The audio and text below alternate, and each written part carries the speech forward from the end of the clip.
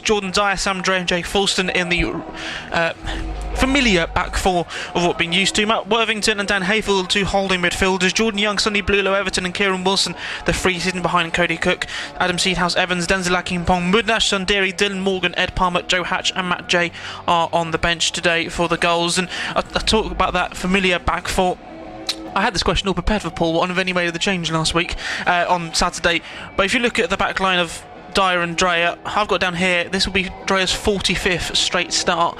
He only missed one game because of illness since he's been here, but how good has it been, especially at this level, just have a consistent back four as well as a goalkeeper making a back five defensive unit? It's all about the centre halves, Harry, for me. I mean, Jay Folson's a good left back, he's done very well this season, and JT, after a scratchy sort of a start where he was sort of coming in and out of the team with Akinpong, he's done fine as well. But it's Dreyer, I could never say it. It's Dyer and Dreyer who are the heartbeat of that defence, and it's great to see them staying fit, because Dyer had some problems last year, but he seems to be fine at the moment. And interestingly, a little story for you from Saturday, we were rattling across London on the tube, got talking to a young lad there, and he claimed to be from Milton Keynes and claimed to have played his school's football alongside Dreyer. So makes sense, that one. I mean, it's not the sort of thing you're going to make up, is it, really? But they're from a similar region, because I think Dreyer's Bedfordshire, I want to say. Dreyer's, he's a really good prospect. Obviously got the captain's armband now, and I think he had a lot to say for himself anyway before that, and it's probably quite a good fit. He's always been described as a old head on young shoulders, hasn't he, Sam Dre? And you've seen that almost immediately when you saw him first play, going, I can see why this player's been brought into the club. Yeah, my mind goes back. They played a pre-season friendly down at Tavistock, and obviously there's not many similarities between Tavistock in August and Dover on a cold Friday night in February, or even a Tuesday night. But he looked to have a lot of time on the ball. He's obviously, his bread and butter is heading it and kicking it, but he's quite good distributing the ball, and he tends to read the game very well as well. Well, the players are coming onto the field from the tunnel across from us here at Crabble. Not the most filled ground you'll see this season. Obviously, this one being moved to a Tuesday night, making it a lot harder for those in the Yellow Army to make the journey, and as well with the sort of elephant in the room of if the game's going to go on or not. Probably somewhat more hesitant to travel than not. So if you are joining us this evening, thank you ever so much for choosing BBC Radio Devon for this evening's coverage of Dover versus Torquay. We've gone through the Torquay team, we'll go through the Dover team as well. They make one change from the side, which beat Hemel Hempstead by 1-0. No Roman Charles Cook, he drops out. Mamadou Diallo comes in. So Mitch Walker in goal. It's Mamadou Diallo, Jalen Jones, Jacob Menson, Hassan Soji, the back line. A midfield three of Luca Cocoraccio, Ryan Hansen and Bivesh Gurung, with Dakari Sheriff, Ruben Suarez Jr. and George Nukai as our front three. It'll be Jordan Gilmore, the substitute goalkeeper, with Fuad Cisse, Luke Baptiste, Alfie Matthews, Kenny Coker, George Wilkinson and Francis Mampalo on the bench today for Dover. I know you've not had too much time to come in to talk, look at the Dover side, because I know you've come in last minute, and we do send our best wishes to Tom, who's supposed to join us this evening. But looking at that team, obviously there's two recognisable names for you as well, but also Mitch Walker, who Torquay have come up against many a times when they played Dover. Yeah, Ryan Hansen, a little bit of a hate figure amongst some fans at Torquay. Probably didn't make the most of his opportunities at Plainmoor, but he's back on home turf tonight. Funnily enough, I was talking to a guy walking up to the ground. He said that Ryan's been struggling a bit, having had a hamstring injury first part of the season, but got a winning goal on Saturday, so good in the air as well. I think he's probably one that we'll need to keep an eye on as well. I say the name Jacob Mensah. It's not a most memorable name. He did play 3 games in that relegation season, but another player who knows Torquay. But yeah, I know it's a bit more of it's a niche ex-goal to remember, isn't it? Yeah, I mean more famous for his massive IQ, I guess. Yeah, I can't tell you much about Jacob Mensah, but I hope he enjoys his football this evening.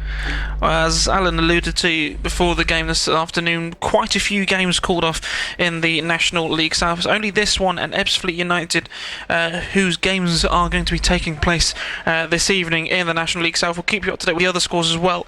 Plenty of games up and down the country. Of course, the EFL Cup game, Arsenal versus Chelsea, that kicks off at 8 o'clock. But the other game in National League South, Ebbsfleet, they are hosting Hemel Hempstead Town this evening. Chesham Totton, Enfield versus Hampton Richmond, Hornchurch versus Salisbury, Maidenhead versus Bath, and Weston versus Worthing, all succumbing to the wet conditions which have faced us over the last 48 hours or so, or since the weekend of football. But we'll do have one game here. It is at Crabble, and it is Torquay United taking on Dover. It'll be Torquay United getting the game underway in the yellow shirts with the dark blue shorts and yellow sock shooting from right to left. Looks like Dan Hayfield who's going to get this game underway. Our referee is Benjamin MacDonald, and it is Torquay United getting the ball underway here on the first midweek game of February.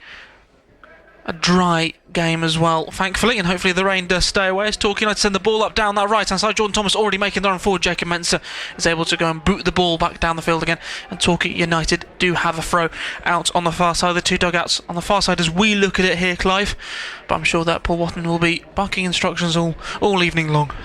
Absolutely. Get to the ball is his current favourite, isn't it? And that absolutely paid dividends for the equaliser on Saturday. Ball brought down by Sonny Blue Everton. Thomas then sends it down that right hand side, cleared away initially by Sodji. Dover then do get the ball further forward, and it will be another throw on that right hand side of Torquay's, which Jordan Thomas will take back into the side after a tactical switch against Hornchurch. Plays the 1-2 with Worthington, who did deputise in their right back. Ball turned over the top by Sonny Blue Everton towards Jordan Young, who gets across in the middle. Look at that for Cody Cook. Initially, the first touch cleared away by Jalen Jones, and Dover can move away from their final third for the first time this evening. Down goes the number 14, Ruben Suarez Jr., and that will be a free kick for Dover Athletic in their own half.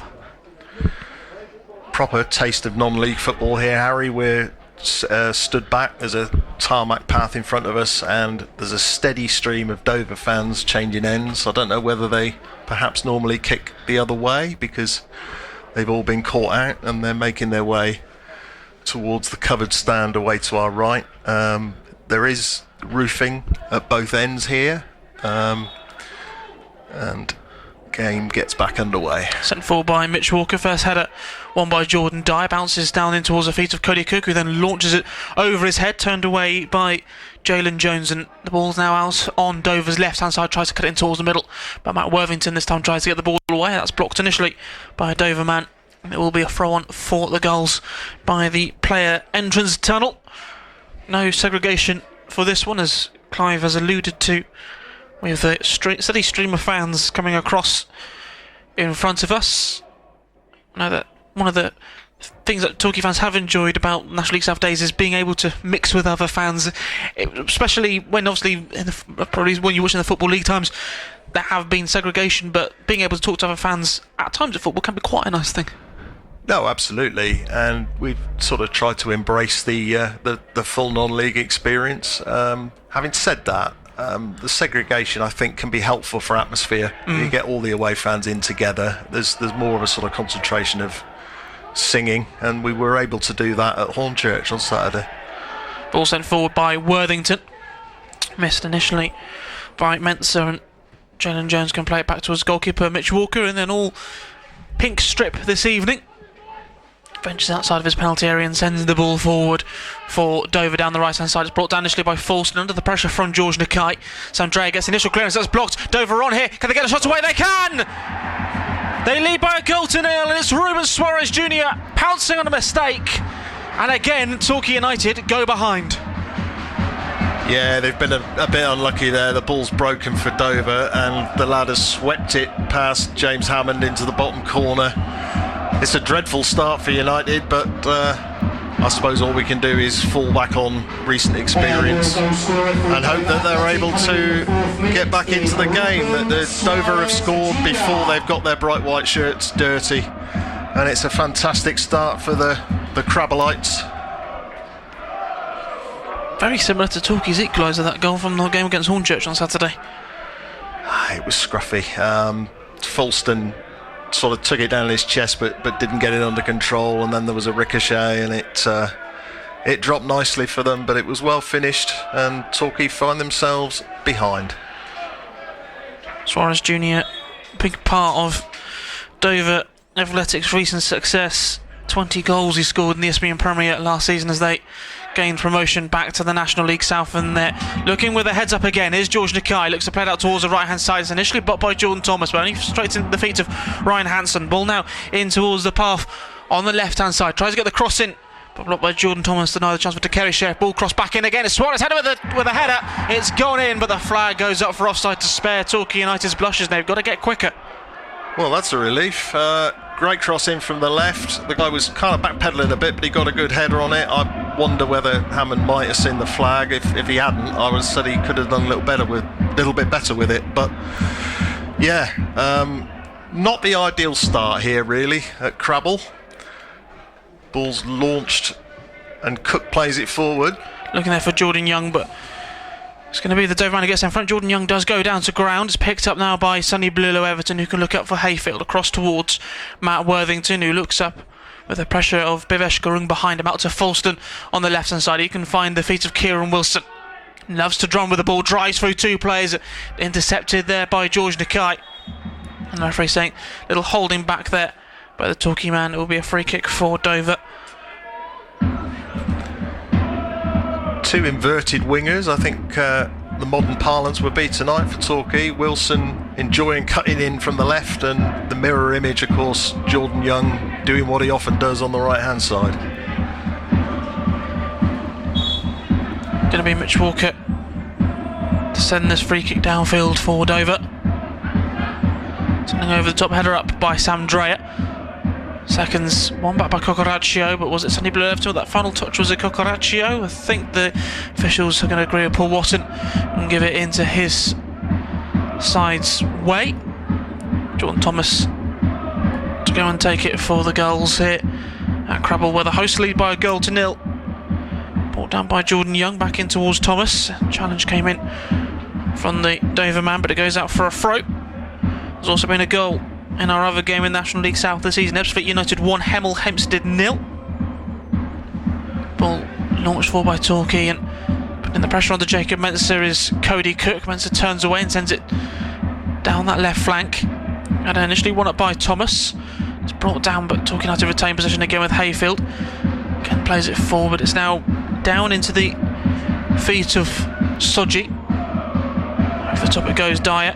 Dispossessed there as Worthington. It's now with Nakai. Plays it back in towards Ryan Hansen, who steers it out towards the right hand side. Chasing this one is Bivesh Gurung under the pressure from Dreyer, as well as Kieran Wilson, still with the ball. Turns it out towards this near side where there's Jallo. Cross comes in from Nakai. Well held there by James Hammond. It was nearly falling behind the United keeper in the all mint green. He launched it down that right hand side looking for Jordan Young. It's going to be Mensah to go and clear it away off Jordan Young. Brought back down though by the Dover centre half. He tries to clear it away and Young blocks that one and goes up for another throw for Dover. 1-0 to the hosts. They've looked lively. They've started much better than Torquay, and probably for the next 5-10 minutes it might just be a case of sitting in here and hoping things don't get any worse before they start to improve. Tired legs from an 8-hour coach journey probably isn't going to help. Referee Benjamin McDonald. He's got Michael Butcher and Harry Phillips, the two assistants, with Simon Cutler, the fourth official. This time it goes out for a Torquay throw. Thomas plays the 1-2 with Sonny Blullo Everton, plays it back in towards Cook, holding up the ball well. Young scoops it back up, looking for Sonny Blullo Everton. There was Cocoraccio who got in front of them, and Dover do clear the ball away. It's taken out for a throw by Soji. Torquay have another throw on that far side. Thomas comes across to go and take it, brings it down to Low Everton. Back now with Thomas, a little shove on the back there of Cody Cook, who comes away with the ball. Now with Sonny Blue, Low Everton looks to switch the play out towards the left-hand side for Kieran Wilson. It's a long ball over the top. Wilson's able to go and keep it in play though for the goals. He's got Fulston support, plays it back to the left back. Now with Worthington looking to get away from Bivesh Gurung and opts for his captain Sam Dreyer. Ball set back over the top by Dreyer. Nearly got there first in Sunny Blue Everton, but it will be Momo Jallo to come away with the ball for Dover. Over the top looking there for the goal scorer Suarez Jr., and it will be Jordan Dyer this time who sends it back towards his goalkeeper James Hammond. We can now look up and send it forward here for the Gulls. That's gone all the way long, and so long it goes straight to the feet of Mitch Walker. Yeah, I say they just need to settle here. There's an awful long time to go. We've got Worthington back in midfield. Big 90 minutes for him, really, because the return of Nash Sundari meant that he got shuffled to right back on Saturday, and you wonder exactly what that first choice midfield's going to look like when everybody is fit. Likely feature Nash Sundari in it, but will it be Worthington or Hayfield in partnership there? Because it also depends on how Paul Watson wants to set up his back four as they move down this left-hand side to Dover. A challenge there from Jordan Thomas, and that goes out for the first corner of the evening. Yeah, absolutely. It's good to have that versatility there, because obviously Jordan Thomas is a right back by trade, but Worthington can play there too. I think even Sundari could play there in an emergency, so there's plenty of cover. What they need to do here is defend this corner, Harry. They're very good at defending corners on Saturday at Hornchurch. Let's hope you've not jinxed it there. Corner be taken out on the far side for Dover. The referee just making sure everything is calm in the penalty area, or as calm as it can be. It shall come in for Dover towards the near post. It's scooped up in the air by Nakai. Dreyer gets his head onto that one, brought down, well, not brought down on the edge of the area, but Jordan Young get there, steer it out towards Dan Hafer. Torquay now to go on the counter attack with Kieran Wilson. Great challenge there initially by Soji. Young now picks it up. Can he keep it in play? He does so, but in doing so plays it to Luca Cocoraccio, and now Dover can try and play a through ball. Well, that through ball leads to nothing and into the hands of James Hammond, who will kick the ball out towards the near side towards Jay Fulston. Hull United look to go on the attack. Fulston plays it through, trying to feed through Kieran Wilson. Gets there first though, does Jallo. Under pressure from Wilson, opts for one of his centre halves in Jalen Jones. It's going to be cleared away by Mitch Walker. Header won by Suarez Jr. looking to field out towards the Kerry Sheriff. Held out towards Soji. He sends it back down that left hand side. Now as Suarez Jr. chops back in. Tries to turn back out again. A lovely little bit of skill here. Turns it in towards the middle. Here's Hansen. Tries to play it towards Nakai. But Sam Dre can get there first. And Sunny Blue Everton turns it out towards Kieran Wilson, who very rarely actually decides not to drive forward there, does Wilson. Sent forward by James Hammond in the United goal. Beautiful feet there from Suarez, wasn't it? Ball out by Hayfield trying to find Jordan Young, but it's one back by Dover, and they look to play it down that left hand side this time. Looking into the feet of the Kerry Sheriff. Taking on Thomas, gets away from Thomas, gets across into towards the middle. It's nearly gone all the way through. It's turned away by Dreyer. Hooked up by Hayfield out towards Jordan Young. Under the pressure from Harrison Soji. Plays it back in towards Worthington. Under pressure from Hansen, who catches Worthington, and that will be a free kick for Torquay. We've had a fair bit of joy down that left hand side early on. It looks like Jordan Thomas might have his hands full here.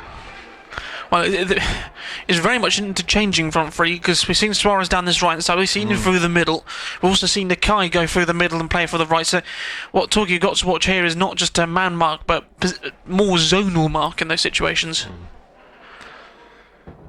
Yep, it's been a great start for Dover, you have to say. They had a decent away win on Saturday, and they've picked it straight up again. Hayfield trying to get away from Hansen, plays it into Fulston. Cross towards Jordan Dyer in the Dover half. Brilliant ball towards Young, brings it down. Can he keep it in play? No, he can't keep it in play there. It was a good idea from United, but Jordan Young, maybe his boots are just getting stuck into the turf a bit too much. Yeah, both teams looking to get it wide when they can here. Looks like it could be a good game of football. Keep it up with the other scores as well. Just that one other game, Ebbsfleet 1, Hemel Hempstead 0 so far. Clinton over leading by a goal to this one as Dreyer under pressure from Nakai. Referee saying it's a foul by the Dover number 10. It will be a free kick for Torquay. Yeah, I wonder if Ebbsfleet are going to be dark horses, Harry. They seem to be on a decent run now after a slow start, and Hemel, to be fair to them, they've hung around in and around the playoffs for a long time, but nobody really fancied them at the start of the season. Well, they had a big loss on deadline day. Miller, Matthews, Lewis departing for Burton Albion. Which, of course, when a Football League club does come calling for one of your younger, brighter players at times, you can't say no to the player. Big step up, that. Free kick to come from Dan Hayfield for Torquay. Kind of brought down. It's brought down by a Dover player. They do get the ball away to the host. Thomas plays it out towards the right-hand side for Jordan Young. Steps it back in towards Thomas. He's got the option of Sonny Blulow, Everton. He has to play back to Worthington under the pressure from those in the white shirts and black shorts. Worthington now out towards the right-hand side with Hayfield. Young calling forward to the middle. He shall receive, and the ball played out towards Thomas. He looks up, tries to get the cross in. It's blocked initially by Soji, who's able to go and clear the ball away. Back towards Worthington. No, Everton now finds Worthington again. Front of the Dover dugout, this moment of the game being played as Worthington now opts to send it back towards his goalkeeper, James Hammond. Next, a switch play out towards the left-hand side. Header flicked on by Momo Jallo, and it will go out for a throw for Torquay. Halfway into the Dover half. This throw to be taken by Fulston.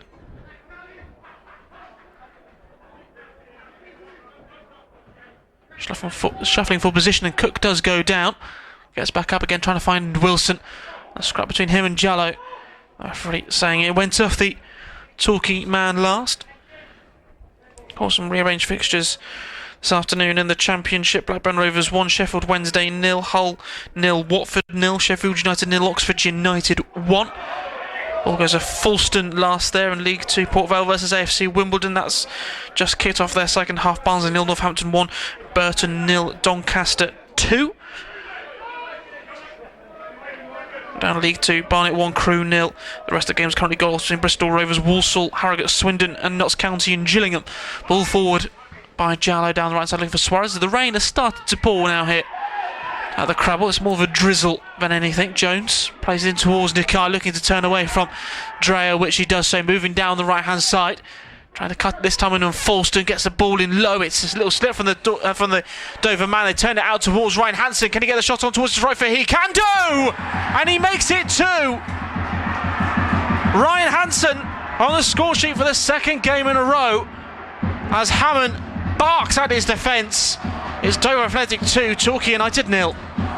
Yeah, he was the spare man there. Ball came to him probably 18-20 yards out. He took a touch, looked up. Very good finish, top corner. There's no way that Hammond was going to save that.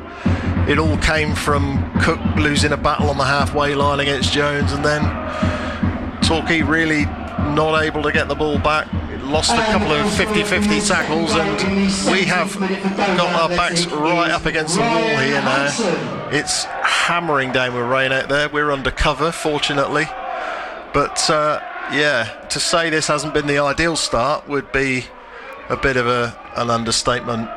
Ryan Hansen comes back and rams my earlier words down my throat with a very well taken goal. Well, the Dover fans who... apologies for any language being picked up on our effects mic there, but Ryan Hansen, who not the most memorable time for Torquay during a spell there, and he's now on the ball, and Torquay just not being able to get back into this game after conceding a goal. Ball out towards the left hand side with Sheriff taking on Jordan Thomas.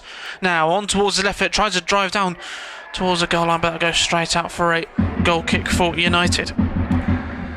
Harry, I'm actively thinking about signing off at half time here. My Torquay United jinx continues behind the microphone. You've got to give credit to the home team here. They've started bright, they've been at it, and they've carried a threat. Ball now out towards left hand side, scooped up in the air, cleared away by Dyer initially. Hansen plays it back forward. It's put with that by Jordan Young. As a move forward by Harrison Soji.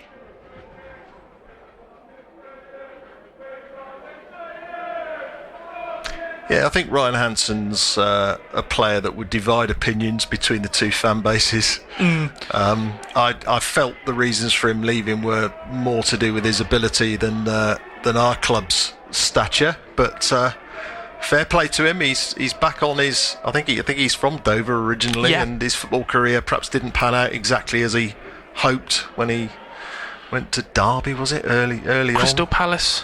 Yeah, he was obviously a promising kid, and Paul he's One's making a change. Operating at this level now and doing very well for them. So, what are we going to see here? I think it's Ed Palmer's going to be coming in here for Jordan Dyer. Very early on here. So Dyer off, Thomas on. Well, he must have felt something. He seems Palmer to be moving okay as he walks off, but that must be an injury. So, solid citizen Ed Palmer. He's going to play, 70 minutes here. Jordan Young trying to get him round the back, and it now breaks down the left for Wilson. He can play it back in towards the feet of Folston, who looks up, trying to play it back in towards Wilson. Chops back in. Here's Worthington. He looks up here for Torquay. Sends it up, looking there for Cody Cook. Tries to flick on the header. Straight into the hands of Mitch Walker, but it goes. The flag goes up. Half time. Did he say half-time substitution? Well, it's safe to say it's Dover's first game of the new year here, and it was sort of telling by Wonderful Christmas Time being played by the tannoy. There were a couple of Christmas songs put on the tannoy and then fairly rapidly changed, but so I don't know quite what's been going on there. But they're an enthusiastic lot here, aren't they? Folston with a header, looking there for Cook. It's one back there by Cocoraccio. Tries to play it down that right hand side. It's a final touch of the Torquay man. It will be a free kick. It will be a throw, for the hosts.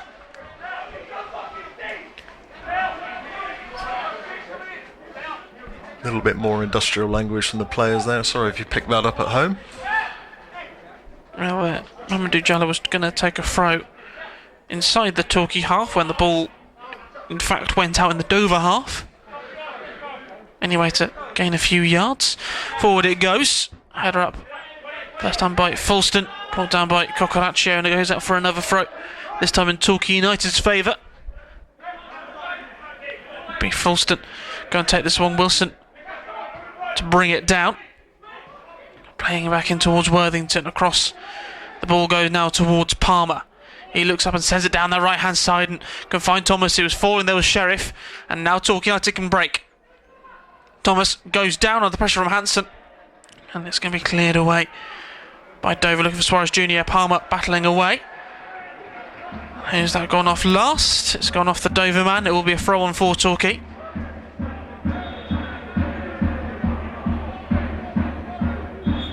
Actually, it won't be a throw on. It looks like it's going to be a free kick. Referee just talking to those on the Dover bench on the far side.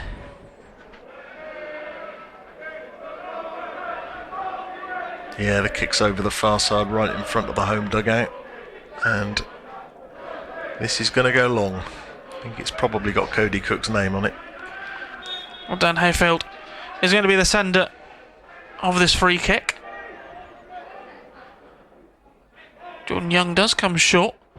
Hayfield opts to send it long, looking there for Cody Cook's header initially by Jones, brought down by Worthington. Can he get the shot away? Cuts back on towards his right foot. He tries to. Still going through as Worthington. Tries to play it back, but Dover in numbers. I don't want to say wasps around a picnic, but definitely putting the pressure onto the Torquay man in the final third. And the ball now into the feet of Folston, who carries it back to his goalkeeper, James Hammond. Cross towards Palmer.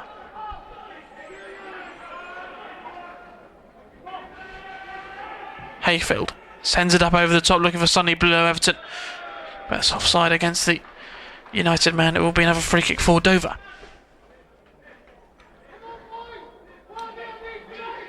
What at the moment has Torquay United got to do here, Clive? Probably not panic.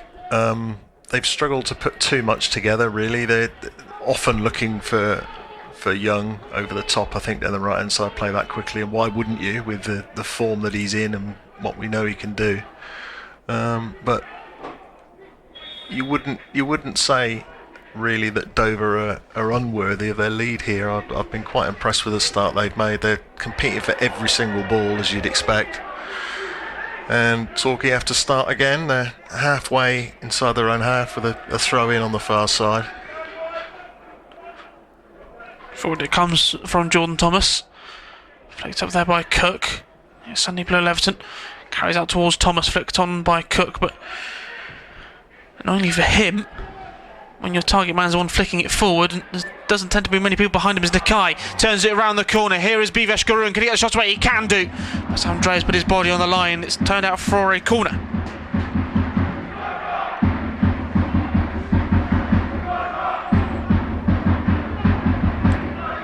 Bivesh Gurung of Nepalese heritage.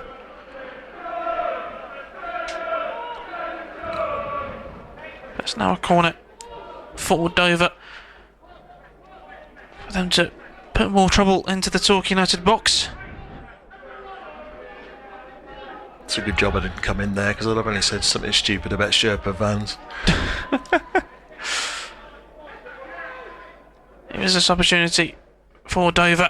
This one, it comes in deeper, all the way back to Jalen Jones, whose header is blocked by Torquay. Sunny Blue Everton's initial clearance is blocked, but Torquay United do get it away this time. It is now with Bivesh Gurung out on the left-hand side, gets a crossing blocked first of all, and then turned away by Jordan Young. It will be the chasing number 22, Mamadou Diallo, who'll play it back towards his goalkeeper, Mitchell Walker, who's yet to really have his palms stung by a Torquay United shot so far this evening, and it sends it long as the Dover goalkeeper, brought down initially by Palmer. Now Worthington, who can find Hayfield, who drives forward out towards his left hand side, where he can find Kieran Wilson playing his back to goal and finds Falston.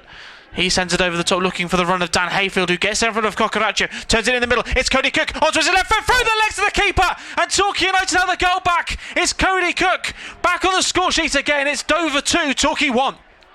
You can tell by the silence around us what happened there. That was a really well taken goal from Cook. It fell to him and he slipped it really through the keeper's legs, I think. First time, left foot finish.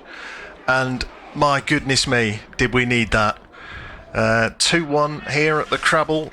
We are, I guess, about 27 minutes into this game. Indeed. And that's a vital goal for Torquay. Cody Cook returning to the starting lineup. He's not had anything his own way tonight really at all, but he was sharp there. That was a good finish.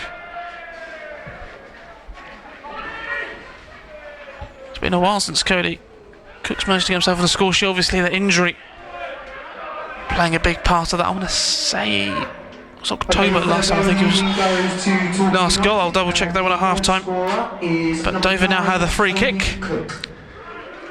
Yeah, it's been a difficult season for Cody because the injury he had took a bit of coming back from. It was in the hip area, I think, and really it was a case of just put your feet up as best you can for a few weeks and hope that it comes right.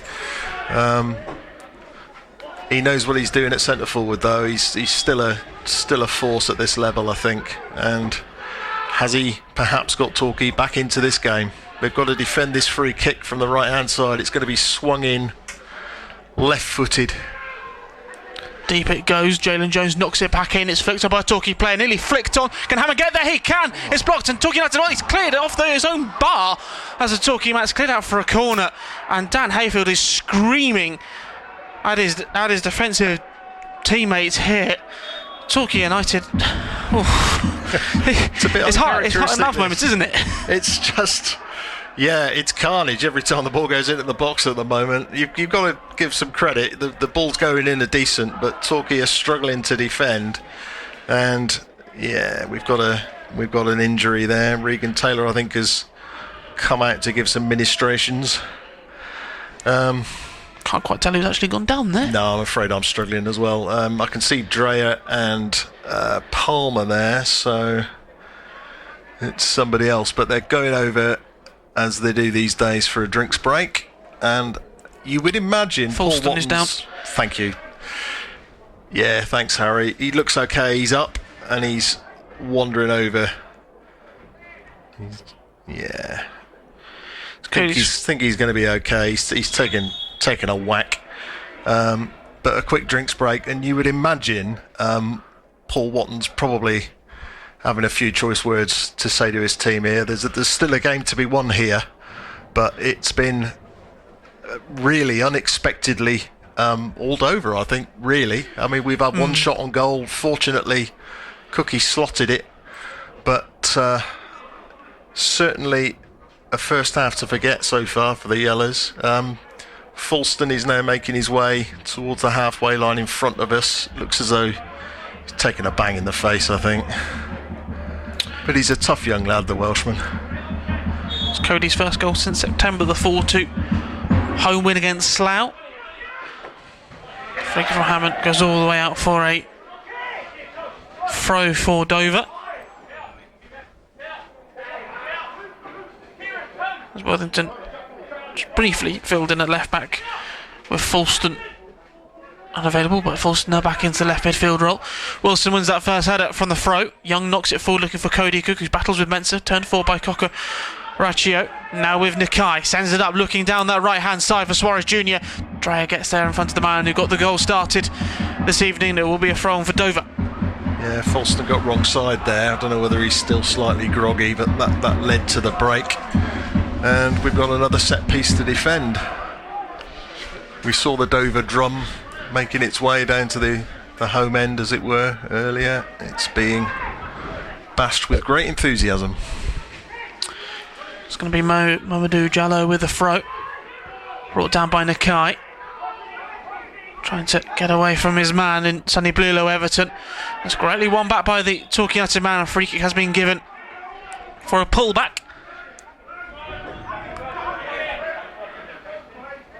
And United can just push their numbers forward with James Hammond to go and take the free kick. Still Hemel trailing to a 0-0 against Ebbsfleet. Forward it goes from Hammond in the United goal. Header initially won by Jalen Jones. Brought on back though by Worthington, who can move down this left hand side, and Wilson couldn't quite get his foot onto that ball. A throw it shall be for Dover. Ryan Hansen went down temporarily, holding his right ankle at the moment. At the moment, his goal currently splits the sides. It's Dover lead by 2-1. It'll be sent forward by Mamadou Jallo with his throw for Dover. And that ball bounces in play and then bounces out for a Torquay throw. Did you see that the other day, Harry? Somebody was suggesting that if a corner was kicked out of play and then came back in, they should just play on.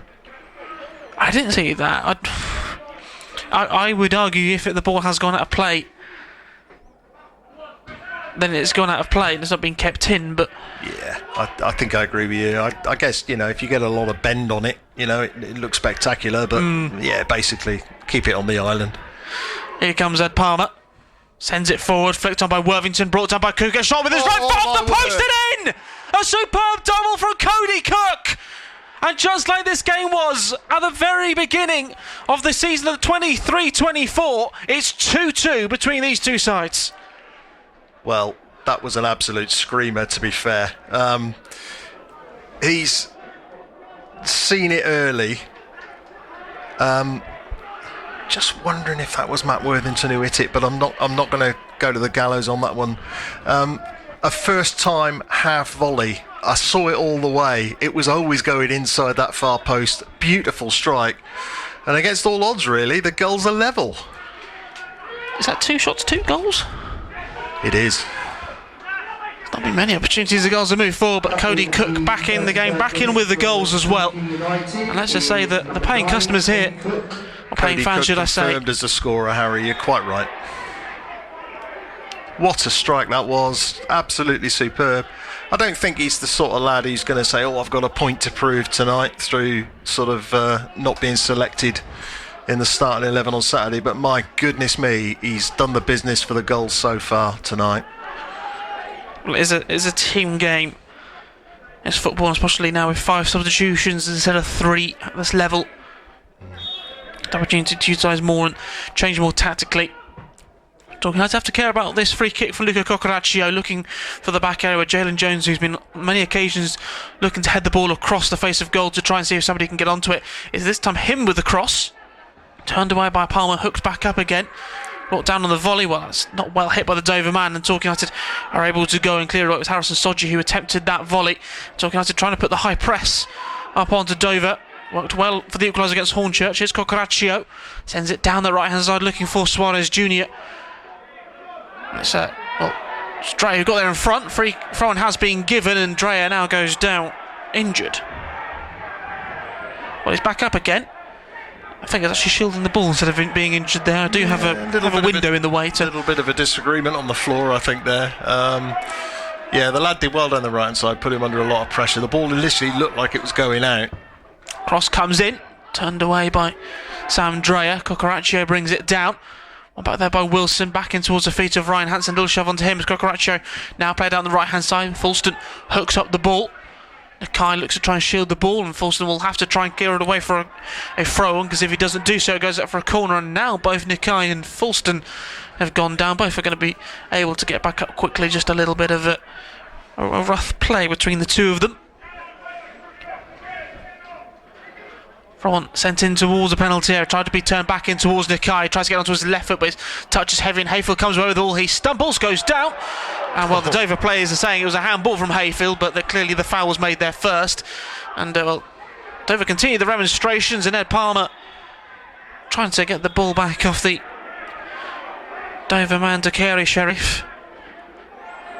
Yeah, that's something and nothing there, really. There probably was a foul, and Hayfield made absolutely sure he got the free kick by picking the ball up. It's an old tactic, but it often works. Forward it goes from James Hammond here at Crabble. Ball flicked on by Cook, cleared away by Cocoraccio. Forward it goes from Worthington. Sonny Blue Leverton looking to give chase. It's brought down and turned further forward by Mensah. Ball now out towards Jordan Young. He's got Worthington on the overlap. Plays in the middle to Sonny Blue Leverton, who then turns away from Mensah. Looking out towards the right-hand side, Worthington gets a cross in towards the middle, turned away by Dover. Back out towards Sonny Blue Leverton. He scoops the ball in towards the penalty area again. Cleared away by Jones, brought down by Jordan Young. Dispossessed though by the Dover man. It's now with Nakai. Little shove in the back by Jay Falls. The referee says no foul as Nakai stays down, holding his head. And the referee will stop for a head injury for the Dover at number 10. Well, you've seen those given, haven't you? He didn't give the free kick, but immediately blew up for the injury. The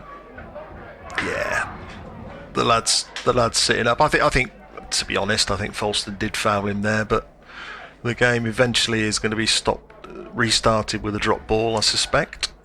Don't think there's going to be any need for the trainer to come on.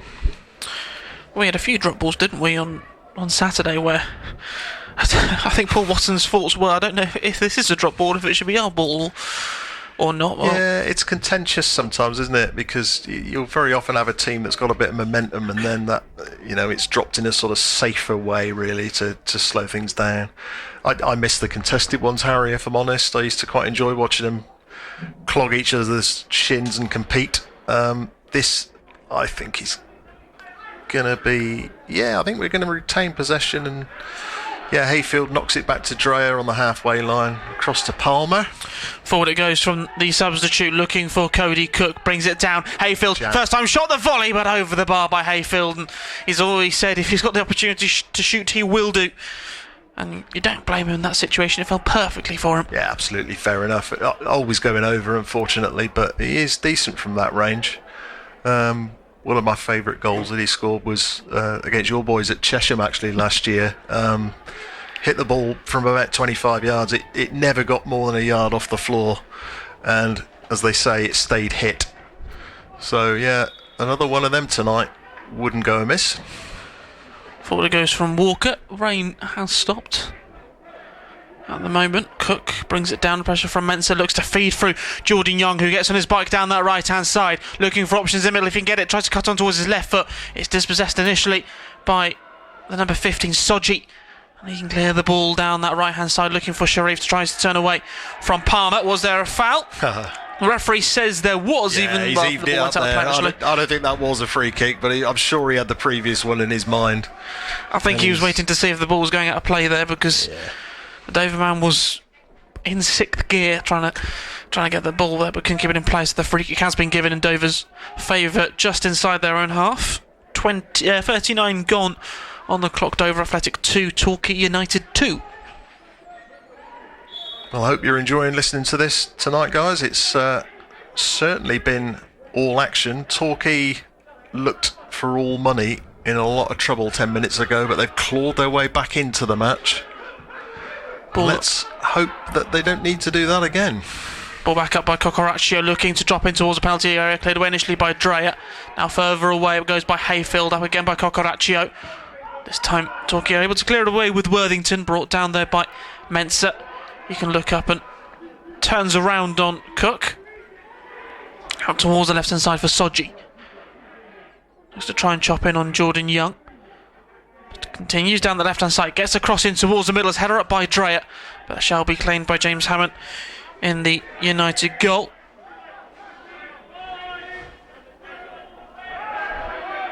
They'll look to launch it forward for the goals. Cook chasing down on it, brings it down.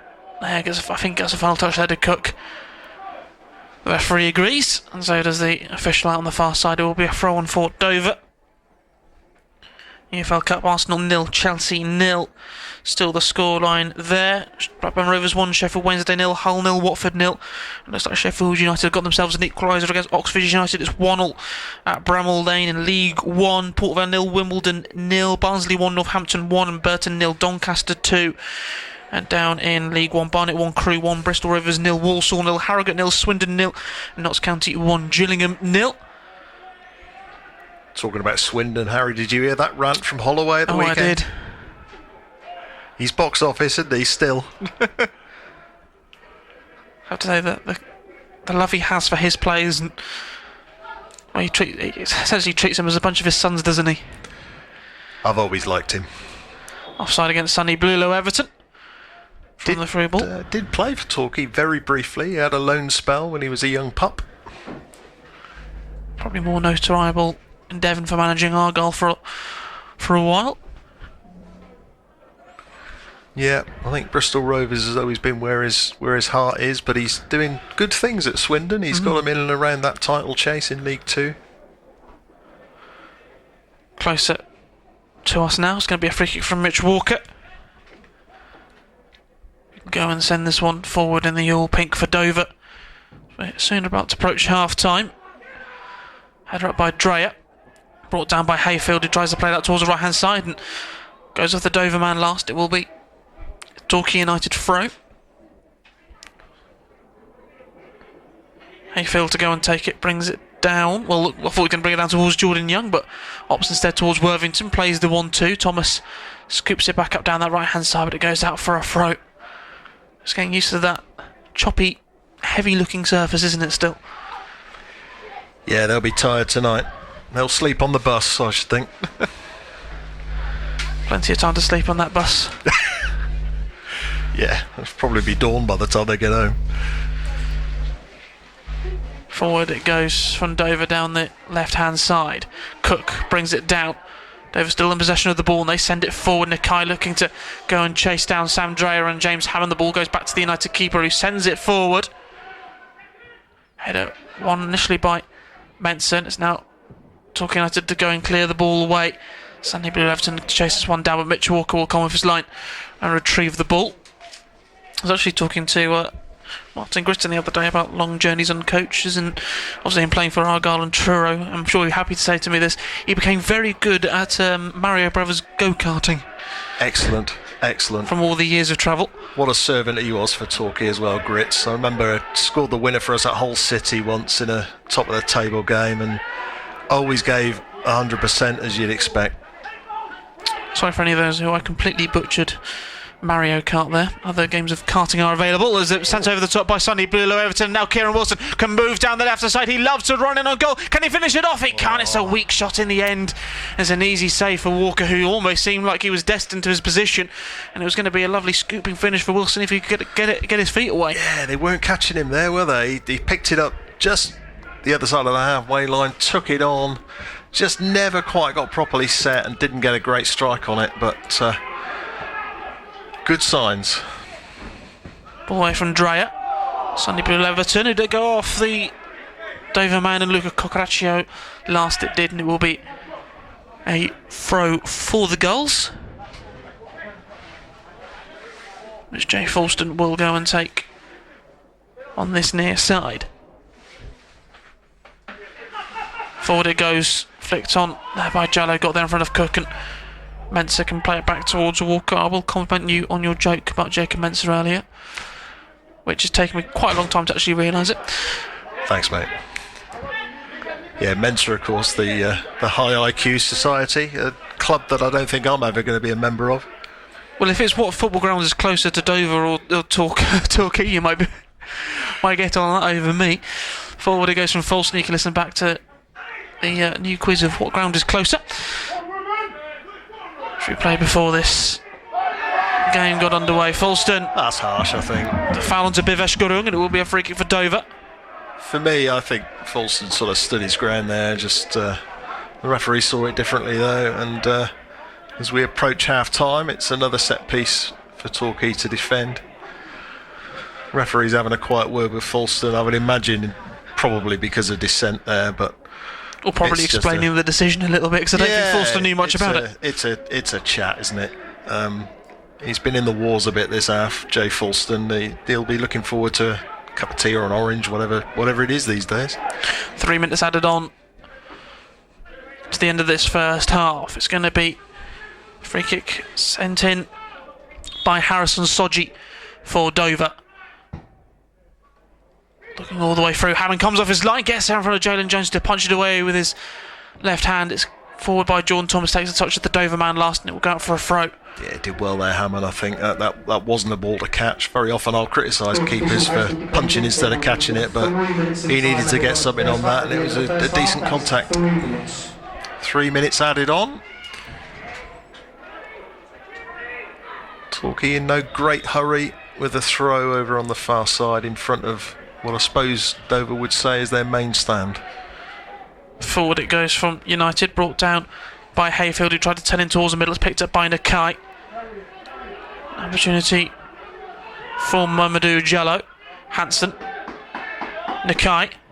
Looking to turn it back in towards the middle. Switching play out towards that left-hand side. Hammond initially came off his line. Jordan Thomas tries to shove the ball. It's a little shove in the back of the Torquay man, and that will be a free kick, which the Dover fans behind the goal will remonstrate that decision, but without having a Torquay hat on, I think he's got that one correct. Yeah, Dover guy wasn't getting that. Put in a little shove, and looks like Torquay might be able to tick the clock down to half-time here.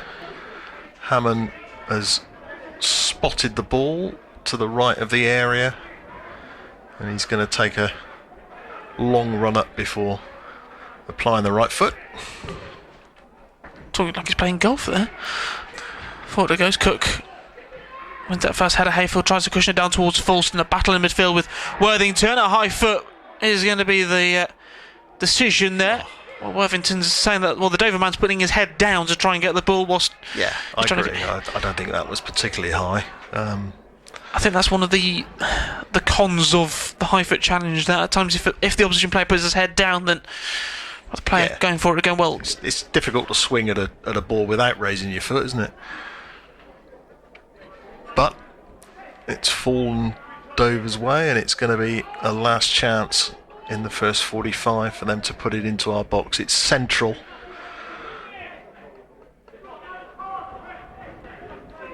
Torquay holding quite a high line. Again, Jalen Jones is the one furthest from the ball. As referee just making sure that Dover actually taking the free kick where it's supposed to be taken, that gaining 10 yards or so each time. It's indirect. I'm not sure that's necessary to show that. You do well to score from there. Forward it goes. Looking again, this time Dreyer with the first header. Turned up by Sonny Blulow Everton. Dreyer. Now with Gurung, flicked up by Mensah, brought down by Wilson. Now out towards Soji on the left-hand side, finding George Nakai. He looks up to try and take Jordan Thomas. Nakai, who's been a strong runner this evening, goes and wins the side a throw-on, which he's going to play a few ball tricks. I'm not one who's watched the Ballers League, but I think he's in it. Is he? I know our Nash was a competitor, I think the year before last. Dover with the ball in that far corner. What can they do with it? Well, they can't do anything because the ball Well, we will not know because the referee has blown his half-time whistle here at Crabble. Dover Athletic 2, Torquay United 2. It was looking disastrous for the goals. An early goal from Ruben Suarez Jr. breaking through after a mistake at the back after only 4 minutes. And then to add punishment to the goal side, Ryan Hansen, the former Torquay man, with a fantastic finish to put it 2-0 up. But Cody Cook with 2 goals. A through ball where he managed to get it through the legs of the goalkeeper, Mitch Walker, with a beautiful curling effort off the inside of the post. No goalkeeper was going to stop that one. You said you were going to think about taking off the cans for the second half, Clive, but after those 2 goals I think you want to be keeping them on. Well, I'll hang around, see how we go. I think Torquay will be absolutely delighted to get in here at 2-2. Cody Cook, 20 goals last season for the Gulls, and sharp as a tack this evening for them. They've been Torquay's only 2 real chances, apart from the one maybe where Wilson ran through and couldn't get a proper shot off. Dover will be disappointed because they have been excellent this evening. They belie their league position, I think, and there's a game to be won here, second half. Well, both teams will go in thinking like that, so do join us for the second half here at Crabble as we hand back to Alan with all the scores up and down the country of those games which have survived this evening. At the break here at Crabble, it's Dover Athletic 2, Torquay United 2. The original hustler is back. The next 12 weeks will be the toughest of your life. And his new hustlers are gonna bring in the money. We can go in at 10k. For $10,000, we'd expect a private jet to go and see the pyramids. What? Gonna take on the world. We're running about Hong Kong and it's absolutely chaotic. Gonna face the music. One of the worst performances in the history of this process. You're fired. Hustlers gonna hustle. The Apprentice. Watch on BBC iPlayer. BBC Radio Devon. Sport. With Alan Richardson. So, half-time at the Crabble, and it's Dover Athletic 2, Torquay United 2, and we'll be back in plenty of time for the second half there. Only one other game survived the weather today in National League South. That's also in Kent. Ebbsfleet still lead Hemel Hempstead by an early 0-0 at half-time there. 36 minutes played in that League Cup semi-final second leg. It's Arsenal 0, Chelsea 0 on the night.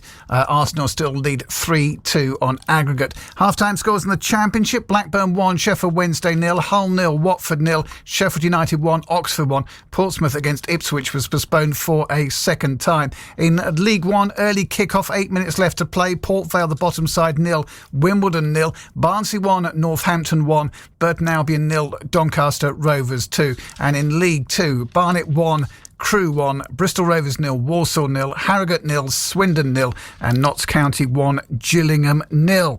Now, over the New Year weekend, we had our Beat the Boss competition. Could one of the club's biggest fans beat the manager in a quiz about their club? Well, we ran the Paul Watton quiz on the 3rd of January, which was the day the original Dover quiz was called off, so we are aware that a few of you may have missed it. It's BBC Radio Devon. It's time now for our new Beat the Boss feature. Almost every week, our managers will be used to hearing chants from the sidelines, from fans telling them that they don't know what they're doing and stuff like that. But there is a chance for them to beat the boss today. All 3 of our managers have answered 12 questions about their club in a similar style to our regular Fighting Chance quiz that you can hear every Saturday at around 2:20. First question is worth 1 point, the second question is worth 2, and they gradually get harder, but more points are won the latter questions you get right. The main difference is we've removed the time element for the managers, although the pundits do need to complete their answers within roughly, very roughly, the same amount of time. Well, for our second round this year, it's Torquay United manager Paul Watton, and waiting for him in the yellow corner is our Torquay United summariser, a familiar voice here to BBC Radio Devon, Sam Swan. How do you think Paul Watton might have done on a quiz about Torquay? Pretty well, I think. I've played a lot of Football Manager, you see, over Christmas. I'm worried I'm going to merge my Football Manager knowledge and real life. That's my excuse in early. You're getting in early then, Sam. And do you think you can beat the boss? I don't think so, but we'll give it a go. He definitely knows more about football than me, so that's why I run podcasts and he's a Football Manager. So. Nice one. Well, this is how it's going to work. We've got Paul Watton. We spoke to him just before Christmas. We asked him the 12 questions. You'll roughly get the same amount of time, but I'll be fairly lenient with that. But the first question I have to ask you is, do you want to go first or second? Oh, we'll go second. Okay, you want to go second. Now, because obviously you can't hear the questions that we're going to ask because they're the same questions. I need to do a little bit of button pushing in the studio to make sure you can't hear what's going to go and happen. Okay. In the TV world, imagine sort of Mr. and Mrs. where someone would have to go and sit in a booth for a bit, a soundproof booth. Okay, so that's what we're going to do. So for you, the world will go quiet for a couple of minutes while the rest of us are able to hear Paul Watton. Are you happy with that situation? Yes. Okay, mate. Okay, so it will now go very quiet for you and for the rest of us. And just to prove that Sam can no longer hear me, Sam, you can no longer hear me. I've pressed all the buttons that I want to hear, and so you can't hear me. But you can't hear me, can you? No, you see, it's gone very quiet for Sam, which is wonderful. So he cannot hear the questions that he's about to face because they're the same ones that we put to Paul Watton. But let's have a little listen to how Paul Watton got on Beat the Boss.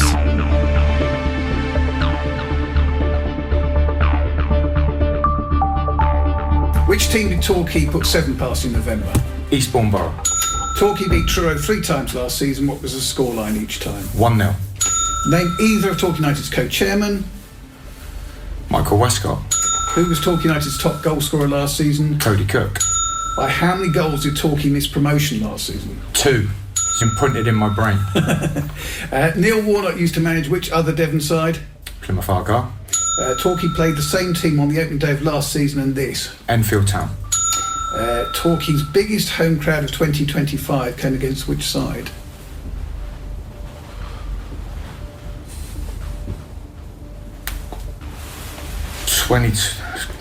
Oh, Boreham Wood. Got to be in it. Got to be a playoff game. Boreham Wood. Yeah, just beat Weymouth. What is the name of the club's bar at Plainmoor? Fruits and Laces. In which year was Torquay United founded?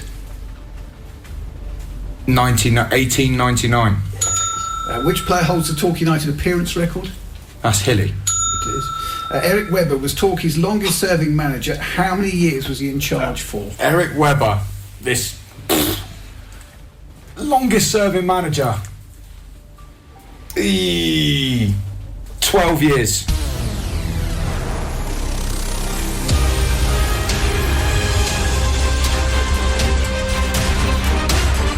All right, he did rather well there, didn't he, Paul Watton? And Sam, just to confirm, you could not hear a word of what went on then?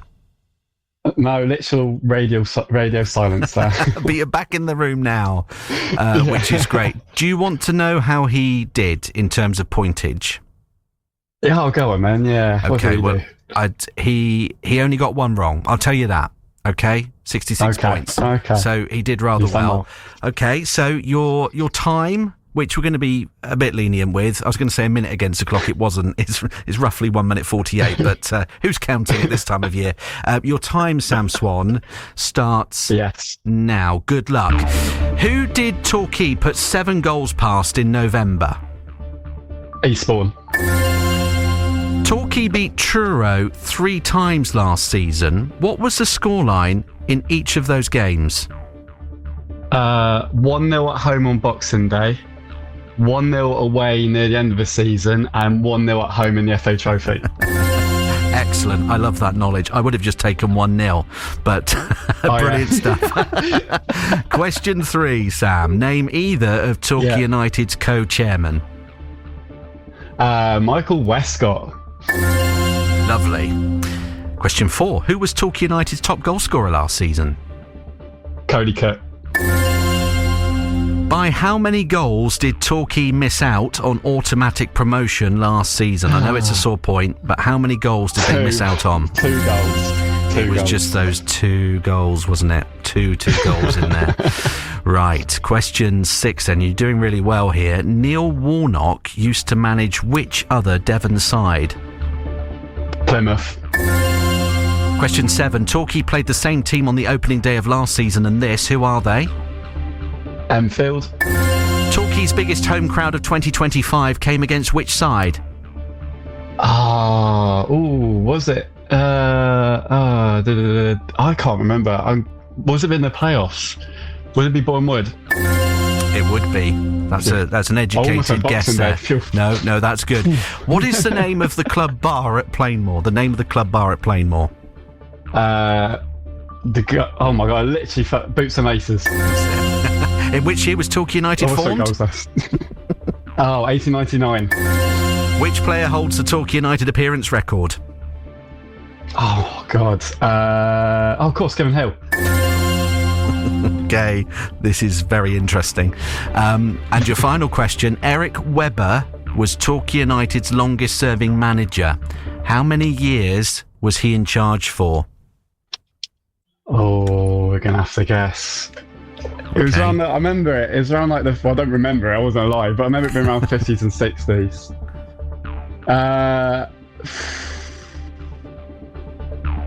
I would say 12. Is that your final answer? Yeah, we'll go 12. Okay. No, it wasn't 12. Oh, close. I thought you were going to say it as well. Was there a bit of a 14 in there?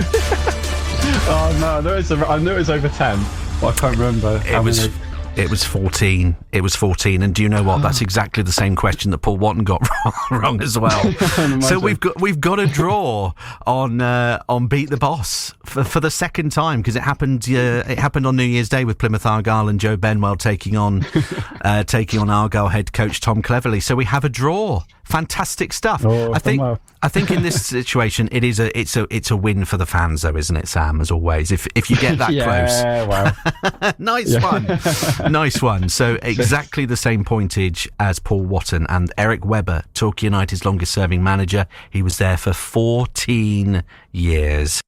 So, Sam Swan just failing to beat the boss in our New Year's quiz, but can the boss beat Dover? Stay tuned to BBC Radio Devon. We'll have commentary on the whole of the second half coming up next. Welcome to my big show! What a night it's been. Let's go to the dressing room for the latest. Michael, amazing performance tonight. Yeah, we gave it everything out there. I think it's going to be an amazing season. Send to all our unexpected star, the Midnight Game Show! Any new signings on the horizon? Yeah, we're always looking for star names who can add quality. KSI, Melanie C, Ryland! Well, it's certainly back of the net for the brand new series of Michael McIntyre's Big Show. Watch on BBC iPlayer. BBC Radio Devon. Sport. With Alan Richardson.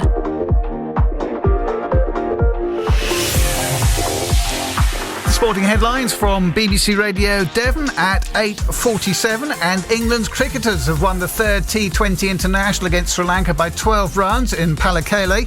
Having won the toss, England slumped to 60 for 6 in their innings before eventually setting the host just 129 to win. But England fought back with the ball, dismissing Sri Lanka for 116 to claim a 3-0 series victory. American downhill skier Lindsey Vonn says she's still very hopeful of competing at the Winter Olympics despite suffering a serious knee injury. The former Olympic and 4-time world champion ruptured her left anterior cruciate ligament after crashing in her final race before the Games last Friday. But with the help of a knee brace, Vonn says she feels confident she will make the women's downhill event in Cortina on Sunday.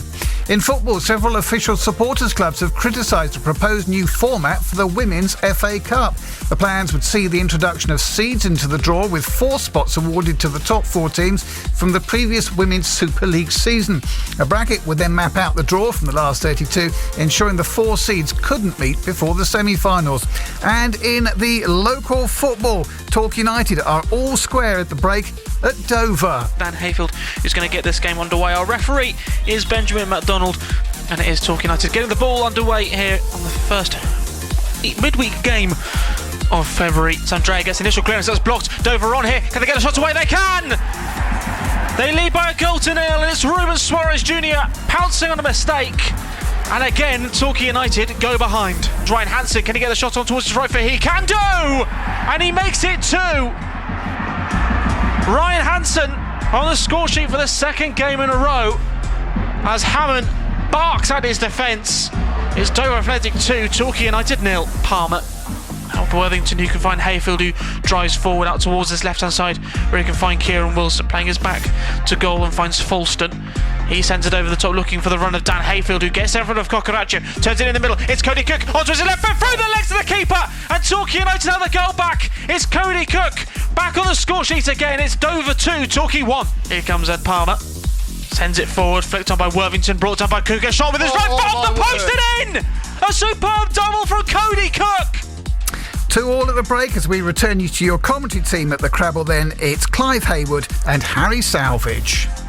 Fantastic timing, Alan. The ball has just started rolling for the second half here at Crabble. Torquay United shooting from left to right as we look at Dover getting the second half underway. No changes. Sonny Blulow Everton making that surging run forward already. The ball escapes and Dover able to go and clear the ball away. It's picked up by Ryan Hansen, who can play it out towards his right back Mamadou Diallo. Has he kept it in play there? He just about has.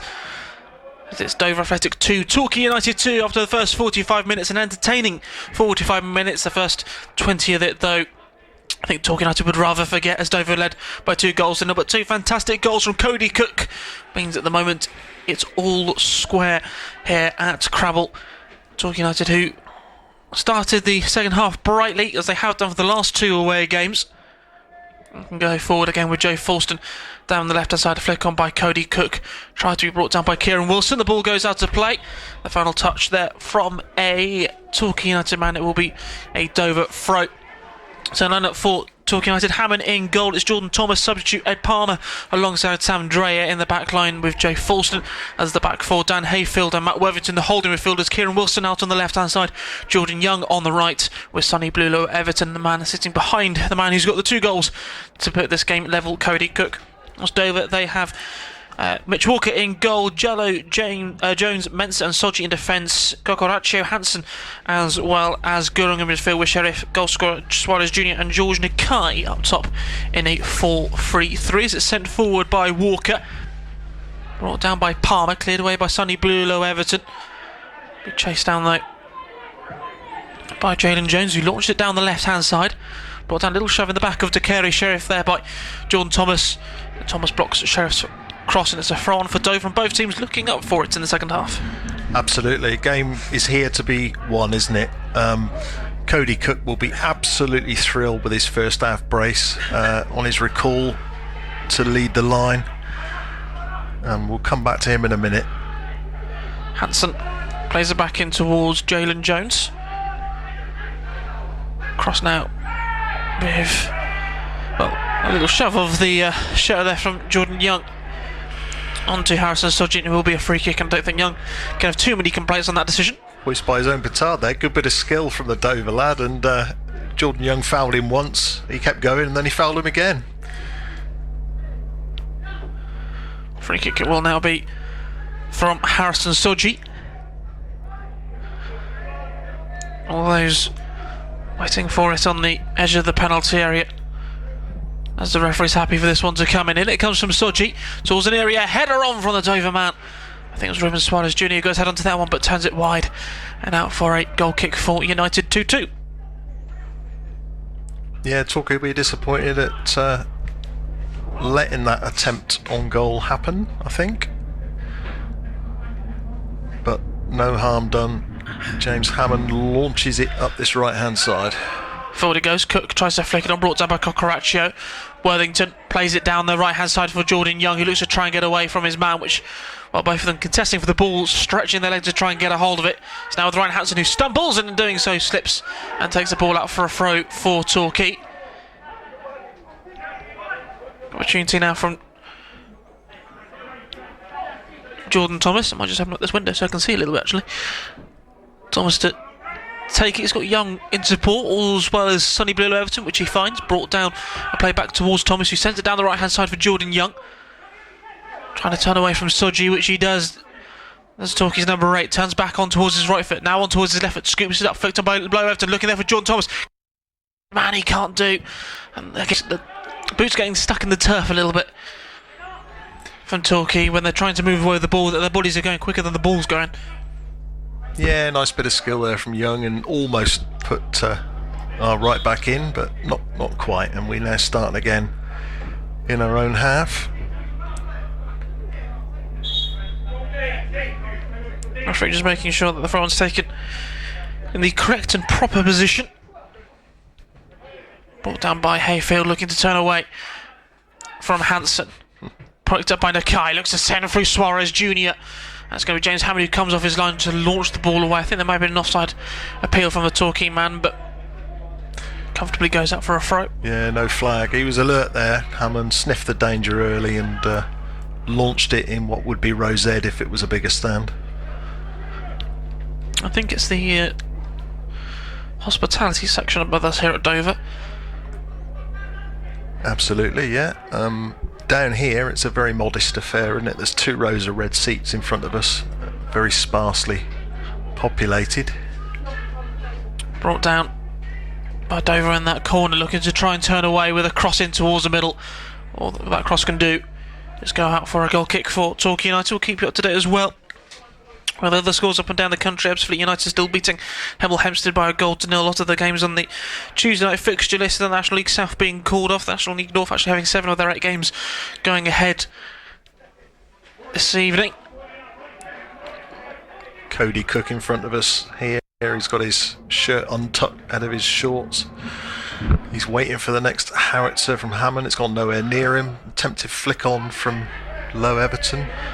Palmer then turns it away, looking down that right-hand side, and Young, can he get there in front of Sodji? He can't do. Sodji's trapped the ball down well. And now Dover Athletic can move away. Sends it over the top looking for Sheriff, brought down by Palmer. He's dispossessed though by the man who's got the goals going this afternoon in Suarez Jr. He then tries to flick it back. Been doing so, concedes a throw-in for Torquay United. Half time in the League Cup, Arsenal 0, Chelsea 0. Liam Rossinier's had a good start at Chelsea. I think they've got an uphill task on their hands after the first leg in that one, but I'm sure Leroy will be very, very proud of his son and happy with the start that he's made at Stamford Bridge. I know he's happier to be closer to home. Forward it goes from Thomas. Flicked up by Jalen Jones. Sheriff knocks it down. It's now with Goodring, who hooks it up. Brought down by Jordan Thomas, but again the ball, the way it bounced, it just sort of fell into his trailing legs and wasn't able to control it properly, and conceding a throw in the process. Yeah, he sort of got it tangled up between his legs, didn't he, and gave away the throw. There's been a few Sodjis in the professional game over the years, haven't there? Sam is the one that always springs to mind. Well, do you know why he does spring into mind? Why is that? Well, that's because Mr. Sodji, Sam Sodji's cousin, is currently on the pitch. Excellent. Looks a lively player. Operating in sort of left back at the moment. He's fighting for every ball. So it looks like it's Ruben Suarez Jr. who's now gone down inside the Torquay United penalty area. The physio is having to be called over. Be interested to see if Port 1's thinking about any changes at any point. Well, he's calling over Jordan Young for substitution. I think it's talking to the 4th official at the moment. Maybe changes in the back of his mind at the moment for Paul Watton. Yeah, it's whether you give Morgan a blast down the left-hand side at some point, and I suppose Nash Sundari would be the other one in real consideration. Whether Cody Cook's going to be on the pitch long enough to get a hat-trick, obviously, is yet to be seen. He'll be delighted with his 2 goals, but none more so than Bam Bam the Rabbit, who is the beneficiary of any match balls when Cody does get the trio. So I'm sure he'll have his ears pricked up at home and watch him with bated breath to see if his master can get another one. Game will resume with this goal kick for Torquay. Suarez Jr. just coming off because receiving some treatment and has to depart the field for a short time. And James Hammond and the mint green will send it away for the goals. Cook battles with Jones. Jones wins that first header. It's brought down by Sodji. Pressure from Young gives it away, and it's now Cook who can break away for Torquay United.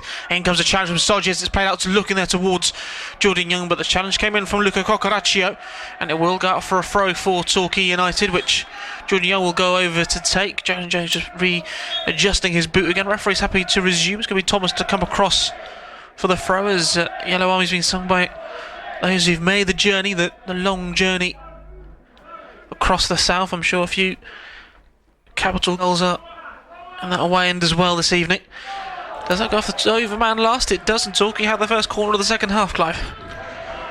Yeah, absolutely. I think it's not a huge follow-in from the Yellow Army tonight, but there's plenty of reasons not to go. It is live on a certain television station, but I'd hope a few are listening at home, and that we're painting the picture of what has been a very good contest so far.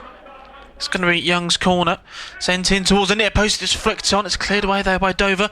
Hooked back in there by Ryan Hansen's actually hooked it into his own penalty area. It's brought down by Cody Cook in the area. He sets it back looking for Worthington. Beats one man. Worthington with a shot. That's blocked though by Dover. And now Dover look to go on the counter-attack here with Harrison Sodji down the right-hand side. Trying to drop in towards the middle. It's one back there by Palmer, who's doing his defensive duties. And then Palmer goes and wins a free kick. Maybe Sodji got there first. Sodji now goes down, but it's well played there by Ed Palmer, who... But at times, fouls are won even if you're not the man on the ball. Yeah, absolutely. Ed did well there.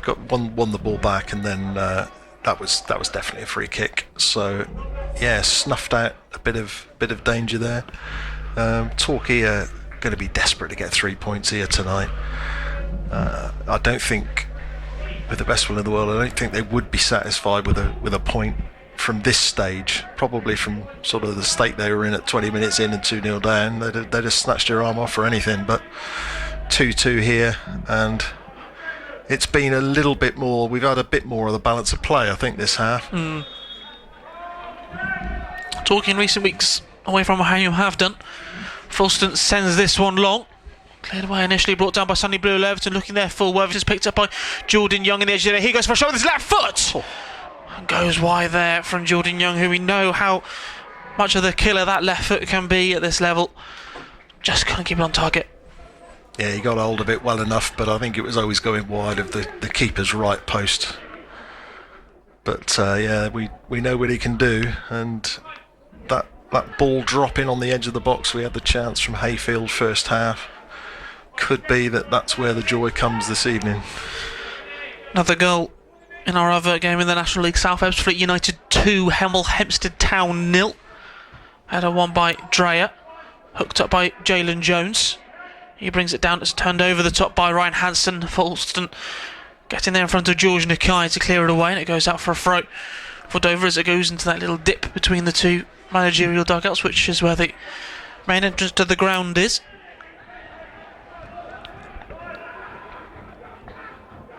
Cocoraccio turns it over the top, brought down here by Suarez Jr. He's going to set up his man, George Nakai. His shot goes over the bar by Dover's talisman, goes out for a goal kick. Decent chance that, running onto the ball, edge of the box, hit it left foot, struck it well, but again, never really threatening Hammond, although he was interested for a split second. Goes to show, I think, that Dover still well capable of posing a threat here.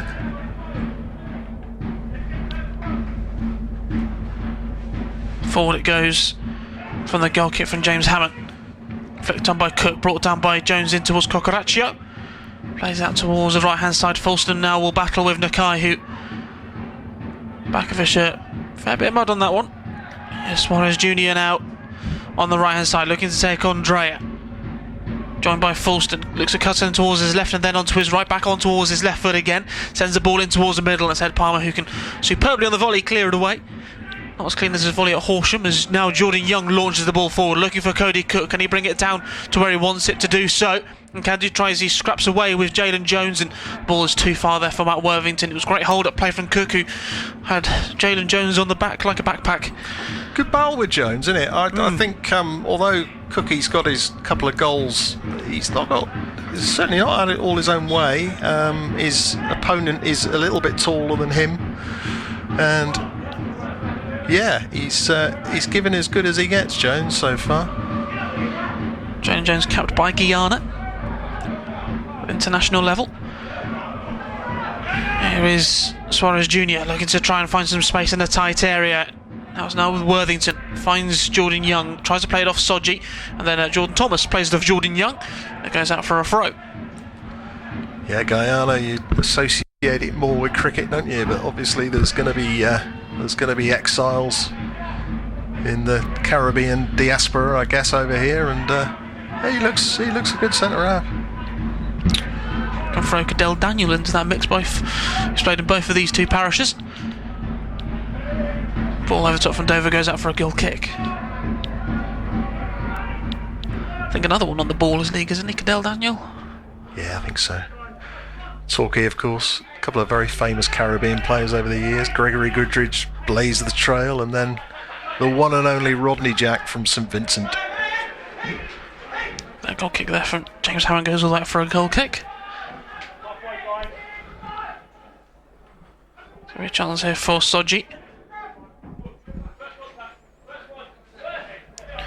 Sends it down the line, header up initially by Suarez Jr., cleared away by Palmer. Brought down below Everton, who's trying to get away from Cocoraccio and manages to nick the ball off the Dover man, but it's cleared away by Jallo. Cleared up by Palmer. Sonny Bulletin gets there in front of Ryan Hansen, goes down. The referee says it's a foul by the man who scored Dover's second. He's got a bit of pain there with his hand there, Sonny Blue Everton, but might just be because it's a cold night in Dover. It's a slightly drier night in Dover. We've got to take the wins where we can get them, Harry. Yes. Drier than we thought it was going to be. Forward it goes from James Hammond. Cook tries to flick it on. Brought down by Soji under the pressure from Jordan Young. Tries to play down that left hand side, but the ball definitely goes out for a throw. And Torquay United can. Well, I think Jordan Thomas is going to take this one a bit more further forward than he initially thought he was going to take it. Got Worthington as a short option. Throws it in towards Young, plays it back into the overlapping of Thomas. It's a great challenge from Dekere Sheriff, who then goes to clear the ball. It goes off the Torquay man and out for a goal kick. Yeah, Sheriff laying the law down there. He did very well, I thought. Thank goodness he's not playing as Ryan Law.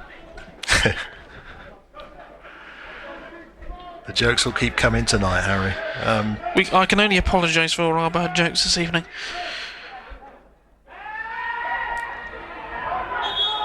Now Mitch Walker. Referee intervening here as there's a little bit of messing about by the keeper. I think that's a bit harsh. I think he just changed. I genuinely think he just changed his mind. He wanted to take it from the other side. I didn't see that as time wasting myself. Not Ben Good levels of time wasting. No. Little shove on the back there by Palmer. Hansen looks to feed through George Nakai, but the flag on the far side goes up for offside against the Dover number 10. Yeah, that was a timely flag. They were away down the middle there. Torquay trying to get away with it quickly from Hammond. Cook. Oh, he's been caught there, but Torquay United have the ball with Worthington. He's got Young on the overlapping run on the right hand side. Here is Jordan Young. Worthington now moves out towards the right. Young tries to cut on his left foot, and Harrison Soji got there in the way, and now Dover can look to break away over the halfway line. Chops it on Dan Hayfield. He's looking now for the run of George Nakai.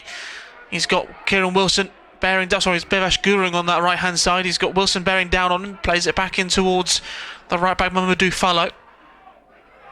Jallo, sorry. That was excellent from Soji again, wasn't it? Physical to get the ball off Young, and then travelled and distributed it quite well as well. Forward it goes. Here is Suarez Jr. Plays it towards Nakai, turns it back across, and Thomas will get there first and clear the ball away for Torquay. Jordan Young sets it back to Worthington. He tries to play it through the middle towards Cook. Turns. Now finds Young. He's got Blulow Everton up forward with him as well. As he goes forward is Jordan Young, making maybe the wrong run, but he's still got the ball to Torquay. Sonny Blulow Everton found by Cook on the right hand side. He takes on towards his right foot. Can he get the cross in towards the middle? He can do. It's turned away there by Mamadou Jallo. Falls to Falsnu, takes a shot on. That's taken the touch of Jalen Jones, and out for yet another Torquay corner. 2-2. Yeah, dangerous there. Young actually cut inside to good effect and then got the ball out wide. Fizzed cross in from the right hand side, didn't quite fall, and then eventually when Falston did hit the left foot shot, there was a last ditch header from Dover, and it's a corner to Torquay. Dylan Morgan just looking at some tactical notes. Don't think he's too far from making an appearance this evening. What can Torquay United do from this corner though? From the far side, sent in deep looking for the head of Ed Palmer, who knocks it back into the middle. It's Dreyer! A brilliant finish from the captain! Drills it into the bottom corner, and from 2-0 down, Torquay United lead by 3-2 at Crabble. It's another deadly first time finish, goes into the bottom corner, and dreamland really for the Yellows here after the start they made. They're gathering in the penalty area to celebrate the goal. now starting to make a very slow and delighted walk back towards the halfway line. Dover 2, Torquay 3, and Sam Dreyer, the unlikely goal scorer. I think Cody Cook would be proud with that finish. Absolutely. First time volley, wasn't it? Okay, well, goal scorer for Torquay coming in the 65th minute. That's Sam Dreyer, man who has the captain armband now. A delightful finish from him, sending those behind that goal and all around on some of the seating as well in this ground. Ryan Hansen gets the game underway again. Dover, who led by 2-0, now trail by 3-2, as Jones tries to play it forward there. It's blocked by Sonny Bulow Everton, but thankfully in the Dover perspective it fell to Jacob Mensah. First header up there by Jordan Thomas, and it's played back by Sheriff towards Luca Coccaraccio. Towards the right hand side, the header up initially there by Suarez Jr., who battles away with Fulston, and to the angle of those Dover fans behind the goal. The referee gives a free kick in Torquay's favour, and I can partially understand why. Yeah, 50-50 there. I think whoever had it given against him was going to be upset. They were battling away there. It's been a great contest, this. It's unusual for me to be completely enthusiastic about the sort of football I watch, but honestly, you couldn't moan about value for money this evening. I think it was 18 quid for an adult ticket at the minute. It's about £3-ish for a goal so far. I'll tell you now, my brother's the accountant in the family, not me, so that's why my mental mass is not that great. Throw on for... You're not far off. You're not far off. Throw for Torquay out on the far side, in front of the dugout inside the Dover half. Which is going to be Fulston to go and take it. You'd really like to think that Dover's heads would go down here, wouldn't you? I suspect that's not going to be the case. Here's Sonny Blulow Everton on the edge of the area, sits it back, it's a low shot, and it's drilled wide there by Kieran Wilson, and out for a goal kick. Tell you what, if that had gone in, they might have done.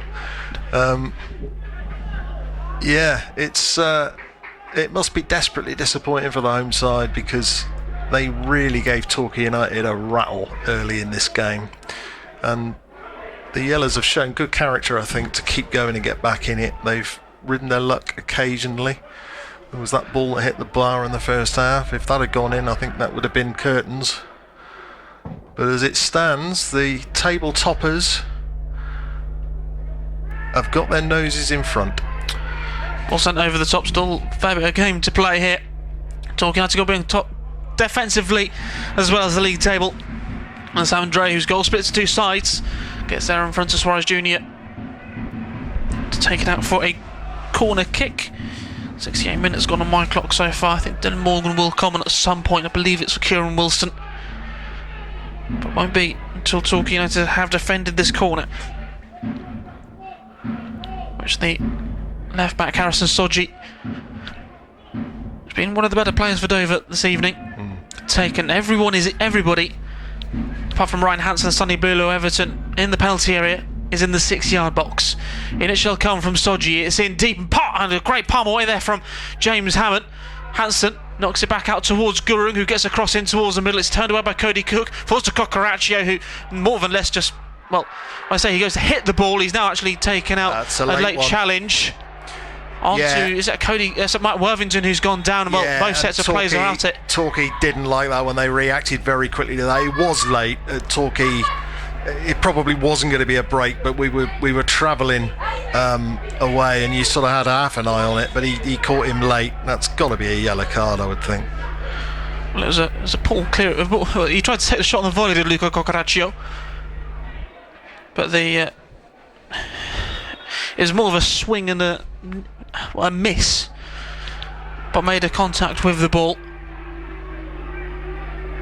Yeah, the referee's kept his cards in his pocket tonight, which I think is normally sensible, particularly in these conditions with some of the challenges that can fly in. But if he doesn't book him here, I'll be surprised.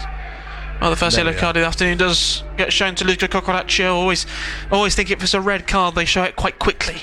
If they're going to give it. They do. There was a certain referee a few weeks ago couldn't wait to get that card out of his pocket. Well, I think the yellow one as well. Yeah, he got a taste for it late in the game, didn't he, against Maidstone? But we can laugh about that now. You could probably say that motivated Jordan Young on the game against Hornchurch. Yeah, very possibly. Yeah, a week off, point to prove. He was brilliant on Saturday. Of course, Dorking Wanderers at Playmore on Saturday. Paul Mulhern, I believe Dave Thomas are guiding you through that one on Saturday, so do join us there. And of course, Louis Dennis will be back from his 3-game suspension. And it's safe to say, yes, he's definitely been sorting this, but Torquay United and his teammates have got the results. I've been told it's Steve Tully, actually, with Paul Mulhern on Saturday at Playmore. I used to love Steve Tully. Wholehearted right back, local boy as well. Parents, I think, had a dairy herd down near Stoke Gabriel. Always gave 100% in the yellow shirt, so it'd be interesting to hear him on Saturday.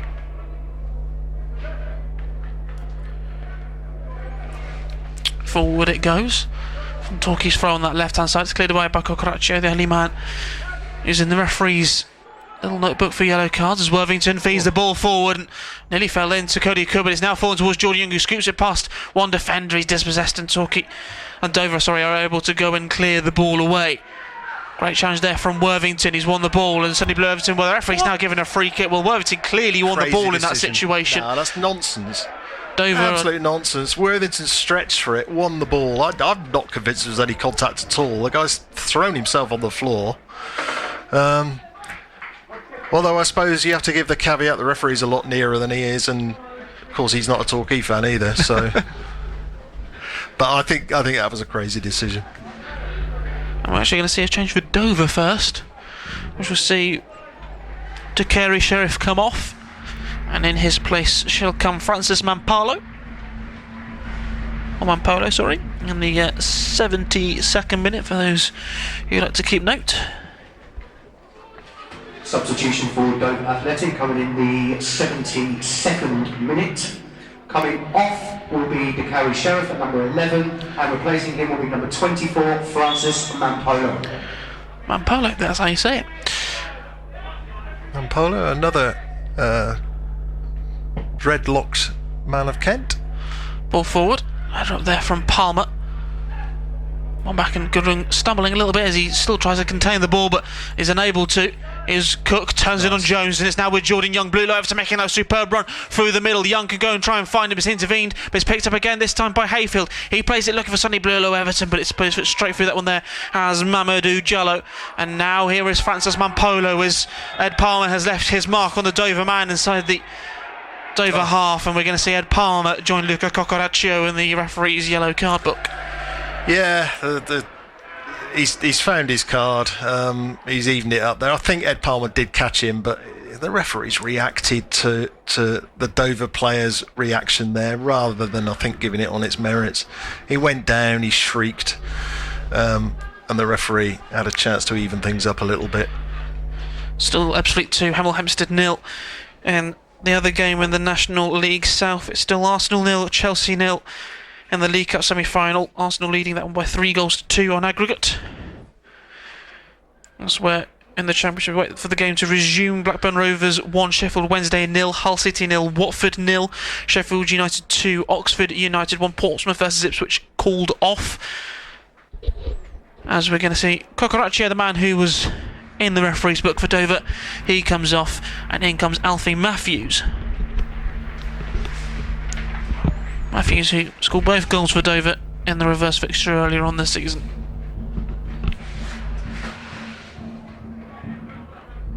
Which one, presume you're at the reverse game? Substitution. Yes, indeed. It's a fairly routine win for Torquay. If you put me on the spot, I can't quite remember the score. It might have been 3-2, but I think probably it's one of those games where the 2 goals flattered the away team slightly. One was from the penalty spot. But right now it's Suarez Jr. in the corner for Dover. Looking to take on Thomas, gets across it. That's easily claimed by James Hammond. The ball gone out for a corner. It has gone out for a corner. It will be an opportunity now for Dover to whip the ball into the box. Yep, need to concentrate here. I think Torquay showing a little bit of fitness here. They've come on strong second half, but there's still a set piece to be defended here, and there's no way the home team are out of this. Everyone waiting in the far end of the 6-yard box, and the referee is he wanting to have a chat to here. Looks like it's Falston and the substitute Mampolo.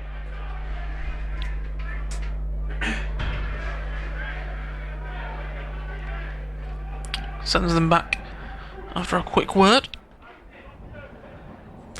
And the wrestling will recommence. Times they're pointless, aren't they? Corner played short towards Nikai. Back out towards Gurung, who gets a cross in towards the middle. Torquay are able to go and clear the ball away.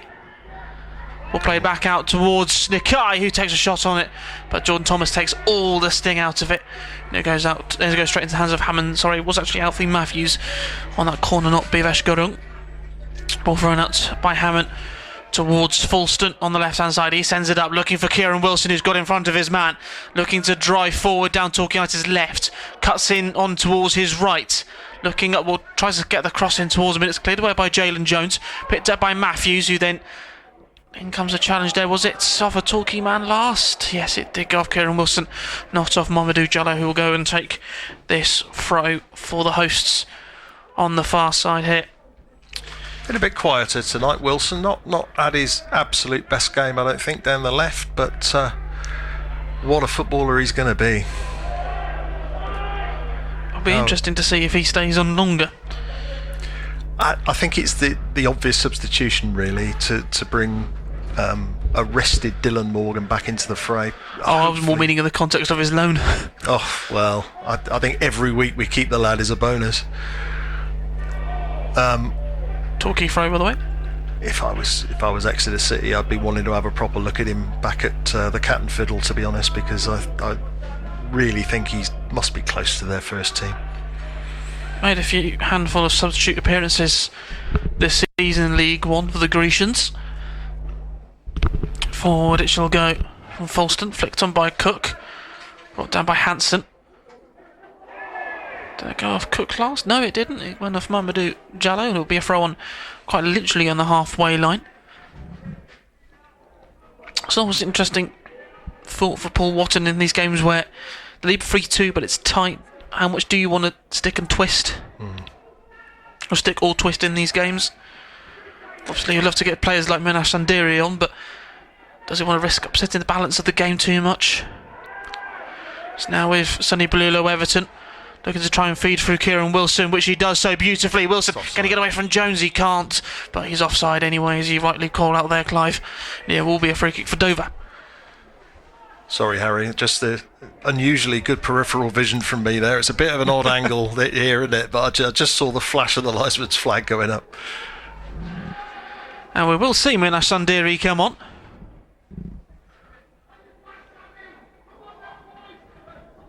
Let's see who will come off here for Torquay United, as we're just waiting for the fourth official's ball to light up the night sky.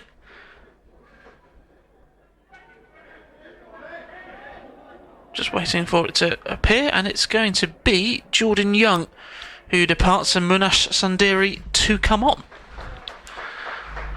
Well, that might tell you something about the manager's mindset, I think. Young's been good again tonight. Not quite got that opportunity to get a shot off, but he's been lively down the right hand side, and replaced by the Zimbabwean who impressed everybody with his performance at Hornchurch on Saturday in midfield. Played the full 90. I don't think it was exactly in the back to full fitness plan was him to play the full 90, as Palmo goes to put his foot straight through that one. It's brought down though by Soji, taking on Sonny Blulo Everton. Now Soji can play it out towards Francis Mampolo. Well, Thomas has stayed in his right back position. Mampolo brilliantly run, takes a shot with his right foot, it's blocked, and Hayfield looks to go and clear it away. It's only as far though as Ryan Hansen, who got Dover second this evening. Jallo now plays it in towards Suarez Jr. Tries to turn away from his man, which he does so, turns back out towards the right hand side. We'll play back towards Ryan Hansen, trying to feed it forward. Here's George Nikai. He looks to get away from both on runs all the way. Well, looks like it's for the Torquay man last, and it shall go out for another Dover Athletic corner with just over 10 minutes to go here at the Crabble. It's Dover Athletic 2, Torquay United 3. Second half's flown past. I'm quite surprised to see we're at 80 minutes in, but yeah, Dover haven't given this up, and they're still lively. We've still got to concentrate here.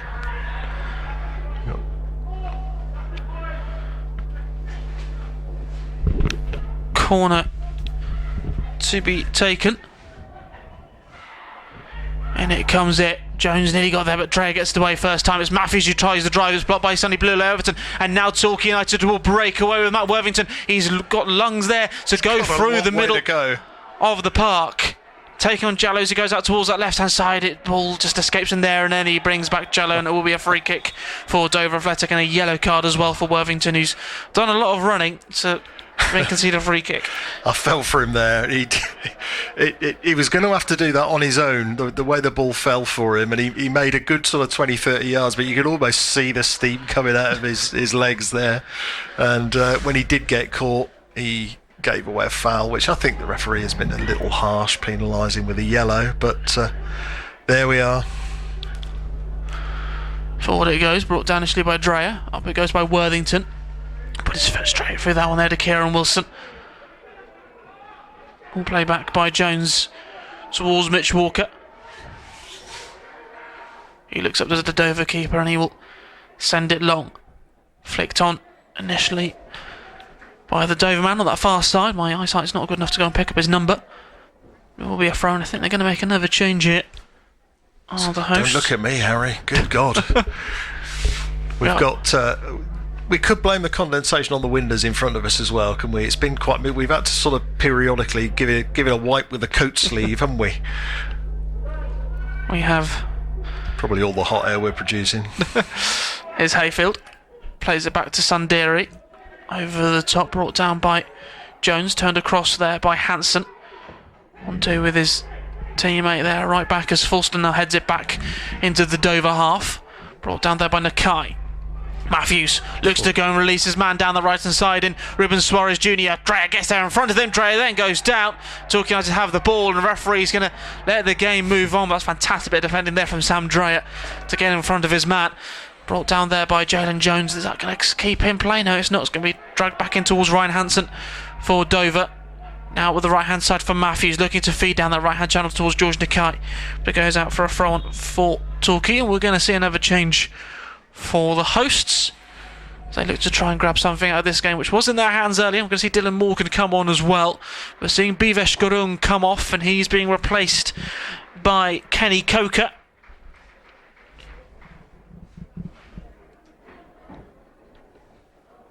Whilst we're going to see Dylan Morgan come on, I presume Kieran Wilson, but I have got these wrong at times. Again, we're just waiting for that board on the far side to show us who's going to be coming off, and actually I have got that one right. Kieran Wilson comes off and Dylan Morgan comes on. Well, Harry, never in doubt there. So yeah, Morgan, the unluckiest man in the squad at the minute. I think he's been in a run of good form, scoring goals, but the performance really that Wilson put in at Enfield has certainly inked him into the starting lineup for the next couple of games, and Morgan's been the unlucky man on the left, but certainly a pretty good season from the left winger. Had his injury problems as have so many of this squad, but with the unfortunate exception of Callum, who's got the season-ending injury, Torquay have recovered from so many of those injury problems, and they go into the final stretch with quite a strong-looking squad, I'd say. Obviously, there's lots to talk about January, about players coming in and out, but Bolton's decided, no, he's very happy, he's confident his squad are the strongest in the league. Worthington looking to take on Jones, shielding it in that corner already. Morgan comes to join him in the scene of that area. Now he's under the pressure from Jallow as well as Nakai. Ball still bouncing around in that far corner. Has it gone out of play? It has done, and it will go out for a Dover throw. Hemel Hempstead have a goal back. It's Ebbsfleet United 2, Hemel Hempstead 1, just up the road. Yeah, 2 games in a very small geographical area tonight. Everything else off. And should this game finish as it is now at 3-2, Torquay going to open up a little gap at the top of the table with, of course, Mark White's Dorking making their way down the A303 on Saturday afternoon. Steve Tully and Paul Mulhern will lead you for that one. Offside against Francis Mampolo. And it will be a free kick for Torquay United. Yeah, as things stand, Torquay will go 3 points clear of Dorking. Of course, Dorking will have that game in hand over Torquay. We haven't seen any sign of it yet, have we? But I just wonder if we're getting into what they euphemistically call game management territory here. Do Torquay try and slow it down and just take the air out of the game? Well, there's 4 minutes on, according to my watch, left, and you wouldn't be too surprised if Torquay do just that. That's Andrea goal at the moment, looking like it's going to be crucial after such a disappointing opening 20 minutes or so. Might be his first goal since Hampton, I think. Very early in the season, Hampton had made a great start. We were wobbling a little bit, but we went up there to leafy southwest London midweek, and Drea got on the board in a 2-2 draw, I seem to remember. Yes, well remembered. And I was there as well. It's amazing. It's more than 3 weeks ago. I can still remember it. I'm delighted. Ball back towards Mitch Walker. He can clear it away for Dover as they send it up. Flicked on initially there by Kenny Coker, who's come off the bench for the final stages of this game. Ball brought down by Mensah. Sonny Blurton tries to win it off him, but Mensah's trailing foot's able to kick the ball in Dover position. It's now with the left back Soji looking to take on Worthington. Plays it back to Francis Mampolo. Hayfield then nicks it back, and here is Sunderi. Out towards Morgan, sets it back to Joe Fulston as he was under the pressure from George Nakai. But played over the top, and it's going to be Jalen Jones to return the favour. Up it goes. Fulston will then return the favour again. Playing their own half tennis at the moment. Here's Cook. Rugby union up and unders there for a minute, wasn't there? Here's Mamadou Diallo. Tries to turn back in towards the middle. Forward it goes. Ball sent back over the top by Coker. Hammond comes off his line, and he'll put his boot straight through that one, and then Worthington will carry it further forward with his boot. Brought down by Sanderi on the halfway line. Tries to turn away from Coker, which he does, and over the top by Fulston, who's caught by the trailing run there of George Nakai. And Torquay United had a free kick, and Nakai, I think, is going to the referee's. Well, I think he was looking for his pocket there. Initially was George Nakai. Not George Nakai getting the yellow. Well, it is George Nakai getting in the yellow card, not brandishing the yellow card. That's the referee's job. Yeah, similar to the one before, really. It was very late. The Torquay had banged a clearance up the left-hand side, and I was following that. But yeah, that's another booking. It's funny, isn't it? The referee waits an hour before giving a yellow card, and then it's almost every foul since then has been a caution. And Torquay fans making themselves heard here as they try and see this game out. Shouts of Yellow Army coming. Going to be a very, very big 3 points if we manage to hold on to them. I asked Paul Watton after the Hornchurch game, was the 3 points at Hornchurch a statement? 3 points. Didn't want to quite call it 3 points, but didn't just dismiss it as just 3 points. But I always feel that if you get 3 points at one of your promotion rivals, at times maybe the next 3 points is the bigger 3 points, because you're continuing that form. You're not just beating those around you, you're picking up points against those like Dover, who currently sit in mid-table. Yeah, that's right. It's all about going on a run, Harry, isn't it? If you are looking to win the division. Mark White said this to us start of last season. In fact, he said you're going to have to be good, and you're going to have to go on a long run at some point. And he was remembering when Sutton did it, when they overtook Torquay eventually in that close miss in 2020-21. Yeah, back-to-back wins. You can't really beat it, can you? It'll be 3 away wins on the spin. Enfield, Hornchurch, and quite possibly Dover, but we've still got a few minutes left and the additional time as well to be played. Dreyer wins that header. Ball played forward there by Mensah. Cleared away by Munash Sanderi. And with Jallo, who launches it over the top of his head. Away by Dreyer. Kai wins that header off Jay Fulston. I can see you going for that header as well. Goes out for a throw on that far side. They were both lucky to come out of that unscathed, really, because they chucked themselves into that one, didn't they? Ball launched forward by Worthington down the left-hand side, brought down by Jalen Jones, looking for Mamadou Jallo. It's dispossessed and talking as he trying to run away with the ball. There's a challenge which came in from Ryan Hansen. And as he said earlier, from not branching a yellow card at all in the first 70, 80 minutes or so, the referee's been quite card happy. It's a yellow card for Hansen. Yeah, he did overstretch and caught him there. 7 minutes to be added on. Always the way, isn't it?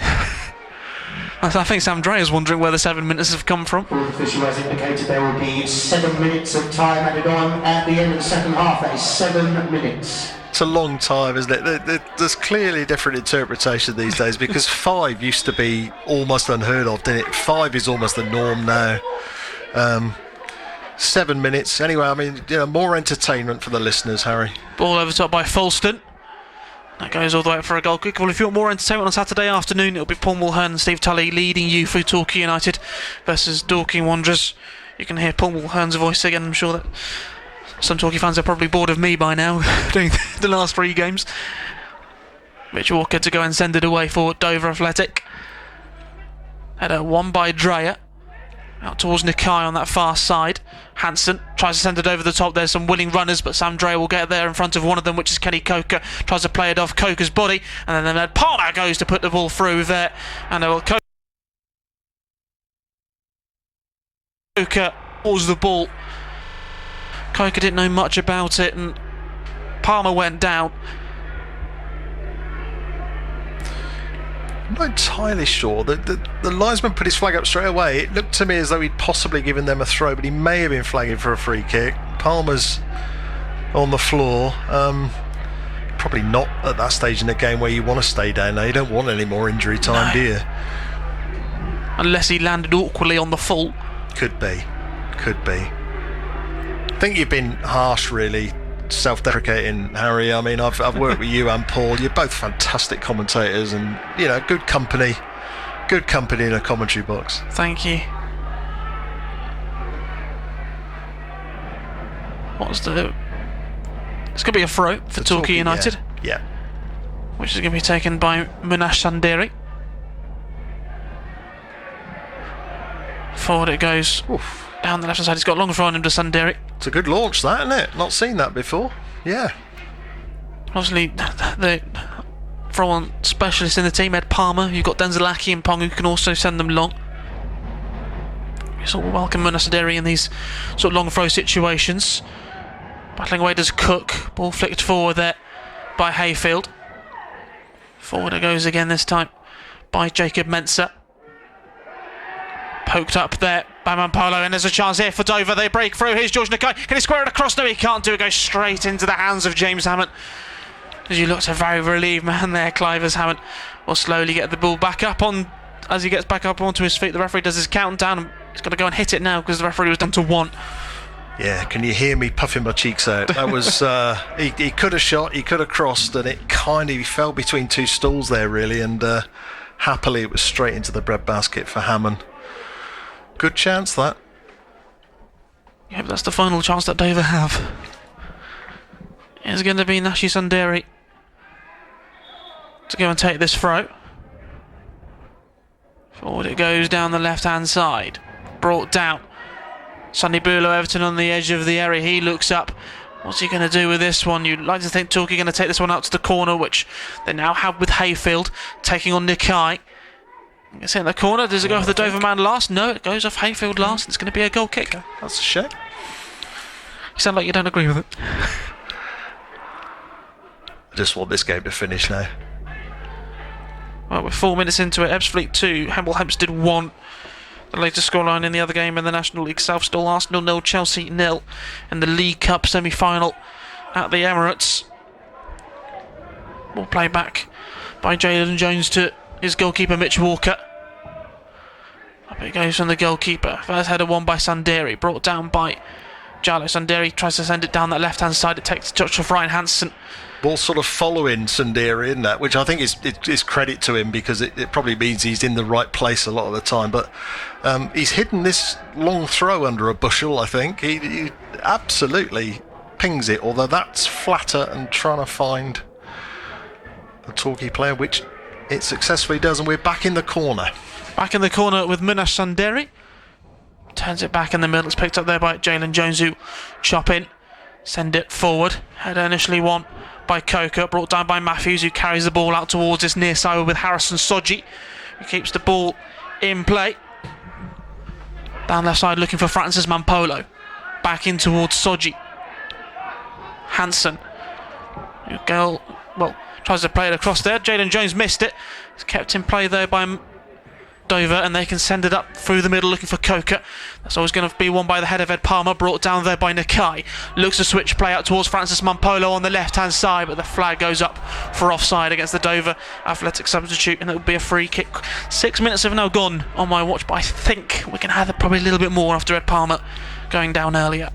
This is the BBC, and I'm trying to stay relatively impartial, but I punched the air when that flag went up there, because he was away on the left hand side. It was a dangerous position, and now Hammond is going to take some time over this clearance. He's put the ball down very deliberately, puts it down again, and now takes a run up that Jonathan Edwards would have been proud of. There goes from James Hammond. First header won by Mensah, flicked on by Matthews. Here's Worthington, launches it over the top. Header won by Jacob Mensah, brought down by Alfie Matthews, who now turns in the middle of the park and looks to send that long ball forward. That'll go all the way to James Hammond, who's just going to put his boot straight through that one. Brought down by Mamadou Diallo. Now up towards Ryan Hansen on the right hand side, gets away from Sundari, plays the 1-2, and that ball is back out on that right hand side for Dover. Sundari again putting the pressure on towards Suarez Jr. It's a challenge from Sundari as it kept in play. Well, Fulston clears the way. Torquay United are wanting a free kick, but the throw-in has been given in Dover's favour. Throw-in short to Matthews, who launches the ball in towards a penalty area looking for danger. Howard punches it away, and Sonny Blue Everton turns it away to no chance for Soji. Picked up now by Matthews, tries to chop it out towards the right hand side, but it's now picked up by Dylan Morgan, who will just put his boot straight through that one to clear it away. Paul Watton looks at his watch. Him and Mikey Edwards are wanting the full-time whistle. They're not going to get it just yet as Walker clears it away, brought down by Nakai, challenging there from Worthington. Dreyer then puts his foot straight through that one. It's now picked up by Soji. He looks to steer it out towards the left hand side where he can find Francis Mampolo. Keeps it in play. He's joined by Jordan Thomas as the substitute. On towards his left foot, gets across in towards the middle. Torquay able to go and clear it away. It's brought down the edge of the area, which finds Soji. He gets shot with his left foot. That's blocked there by Hayfield. Now it is with Mensah. Cleared away though by Jordan Thomas, who maybe have outstretched himself there. And it will be a throw on here for Dover, and the referee's going to have to stop the game here for Jordan Thomas. Yep, it's a long 7 minutes this, isn't it?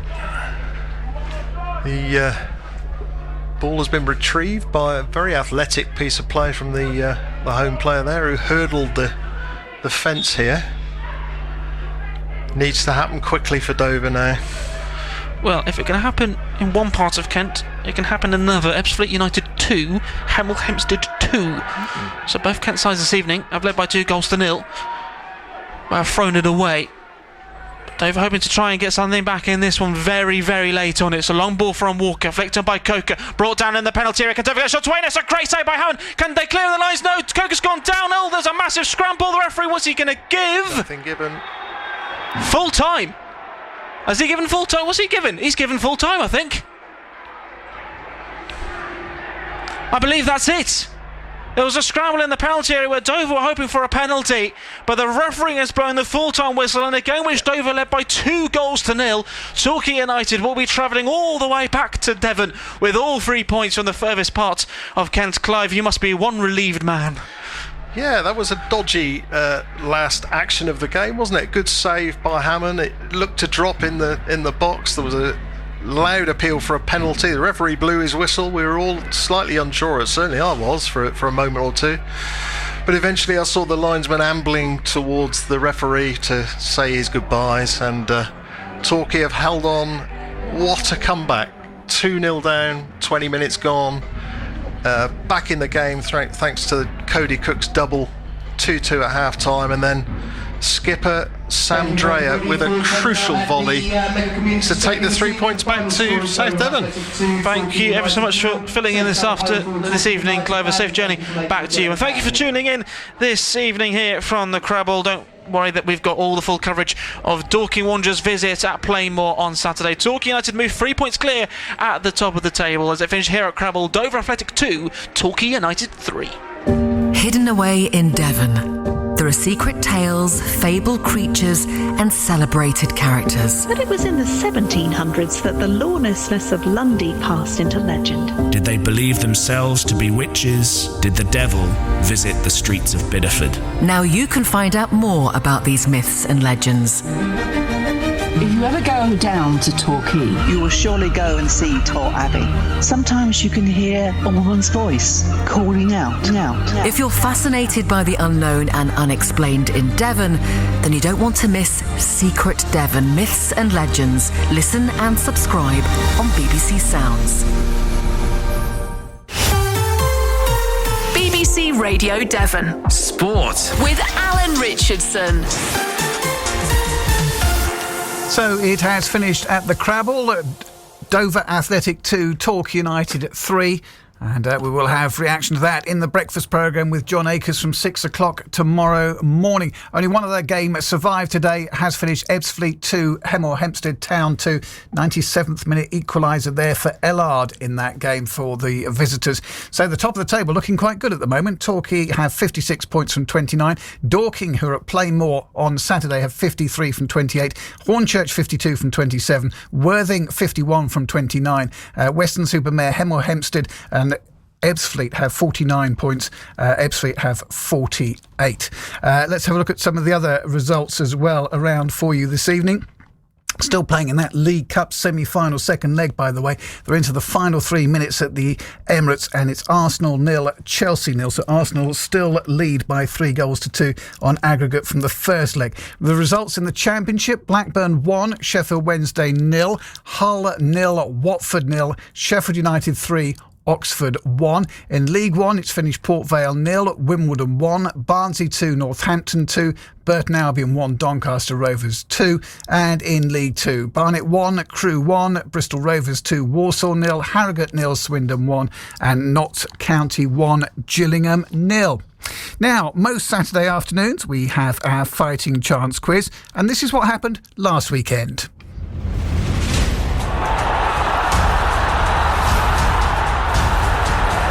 Ladies and gentlemen, BBC Radio Devon Sport presents Fighting Chance! It's 2:25. It's time for this of a Saturday afternoon. It's our Fighting Chance quiz, and last time out, James Stables for Plymouth Argyle narrowly edged past Exeter Chiefs youngster Ben Cohen, and that result saw the Pilgrims go second in our table as Chiefs remain bottom, but Chiefs can go level with Exeter City with a win this afternoon against the leaders. Torquay waiting in the yellow corner for us this afternoon is Martin Gritton, and Grits, seeing your song choice again. Is it fair to say it's been a little while since you enjoyed success in this particular competition? It really is, and it's been a close run thing, but just not had any luck in the quiz. So let's hope today's different, but I'm not entirely confident. Okay. Well, fingers crossed that it works out for you today. You're up against Exeter Chiefs Lewis Pearson. Now, this is how he got on when we caught up with him after training way back in November. Which rugby team have changed their name from Falcons to Red Bulls? Newcastle Red Bulls. Who is the England head coach? Steve Borthwick. Who captained the Exeter Chiefs at Sale in the Prem Cup? Last weekend? Mm-hmm. Well, we didn't win, but that's... for them. So no, who captained? Who captained the Exeter Chiefs? Ben Cohen. How many times have Scotland beaten the All Blacks? 2. Chiefs' first win in this year's Prem Cup came at which side? Gloucester. Where do Plymouth Albion play their home games? Brickfields. Football, which former England goalkeeper has just published her autobiography? Pass. Which former player holds the record for most tries for the Exeter Chiefs? Sam Simmons. OK, Exeter Chiefs Lewis Pearson, who may well come from some sort of legal background. We almost had a steward's inquiry over his answer to that question about the Chiefs captain, but listening back, the question is correct. We did allow him some extra time, but not as much as we would have done if it had been incorrect. So that final question helped him to 20 points, Martin, which is a decent score, but it's not unbeatable. Are you ready for your 60 seconds against the clock? Let's go. OK, good luck. Here we go. Aberdeen share their nickname with Milton Keynes, but what is the nickname? The Dons. Who knocked the holders Crystal Palace out of this year's FA Cup?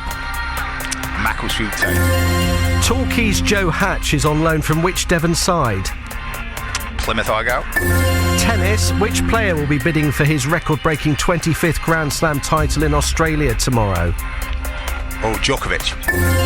Last weekend, Kieran Wilson became the fourth Torquay player to score from the penalty spot this season. Can you name any of the others? Louis Dennis. Which member of Plymouth Argyle's coaching staff used to play for Torquay United? Pass. Name either of this year's Super Bowl finalists. Oh no, Philadelphia Eagles. OK. The Gulls are playing Hornchurch this afternoon, who are nicknamed the Urchins. But what type of animal is an urchin? And we're not looking for the sea urchin. What type of animal is an urchin, but we're not llooking for sea urchin? Oh my goodness, I have no idea. Pass. Do you want to just shout an animal at me? A horse? No, not a horse. That was a difficult question. A hedgehog. A hedgehog. Oh my goodness. We're just going to just double check one of your other answers there as well, but I'm afraid it is a defeat for you, Martin. My goodness. Oh, there's some difficult questions in there. New England Patriots or Seattle Seahawks, Super Bowl finalists, Damon Lathrop, Plymouth Argyle's coaching staff, used to play for Torquay United, and of course, you did pretty well with all of the other ones too. So a defeat, I'm afraid, Martin, but well played. Thanks, Jamie. Thank you. By the way, Alan Richardson wrote those questions, not me. Just saying. Oh, it's good to know. Excellent. You can have it out with him later. Right. It means that the choice of the next tune we play on BBC Radio Devon goes to Exeter Chiefs Lewis Pearson. We'll put you up against one of their pundits on a match day. If you win, we play your favourite song on Radio Devon. What would you like us to play? Any Ed Sheeran song, go on.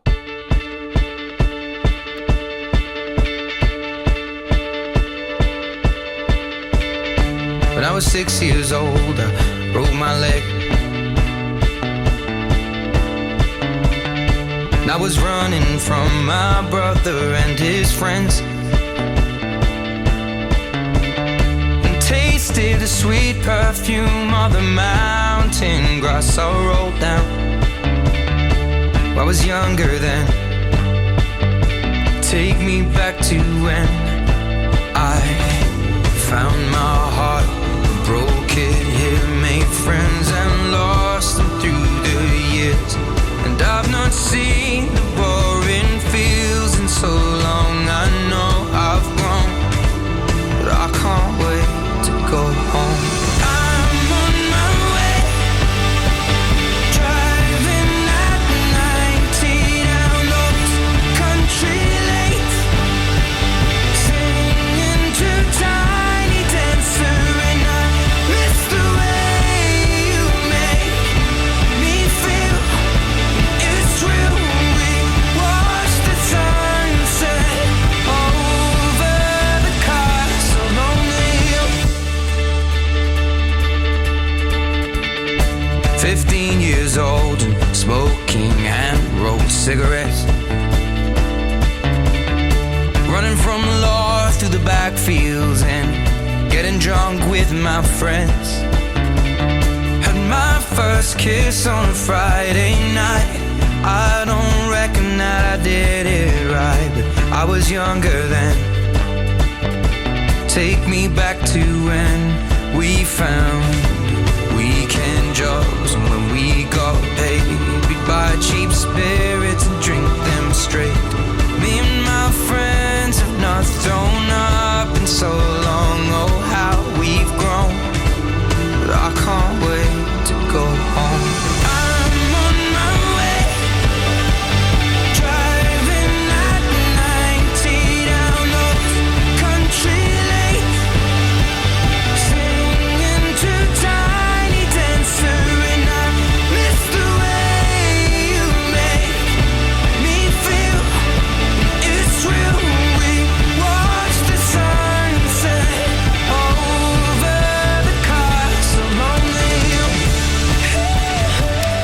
Ed Sheeran, the choice of Lewis Pearson, who beat Martin Gritton in our latest Fighting Chance.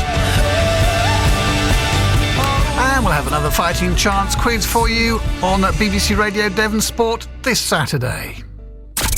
John Akers at breakfast. BBC Radio Devon. We're here to start your day with a laugh. That means I've woken you up. No, I've got a 7-year-old, so I've been up since 5. We're a bit excited in this house. It's everything you need to start your day. So my dad's at LSE with Mick Jagger, and Mick Jagger says to my dad, "I'm not coming back next year. I'm just going to give it a go with the band." My dad's like that, "Mick, don't throw your life away." What if it comes to nothing? And the list maker's back after 9. What are we doing? We're doing list makers. Yes, sorry, I was miles away then. John Akers at breakfast. Weekdays from 6. BBC Radio Devon.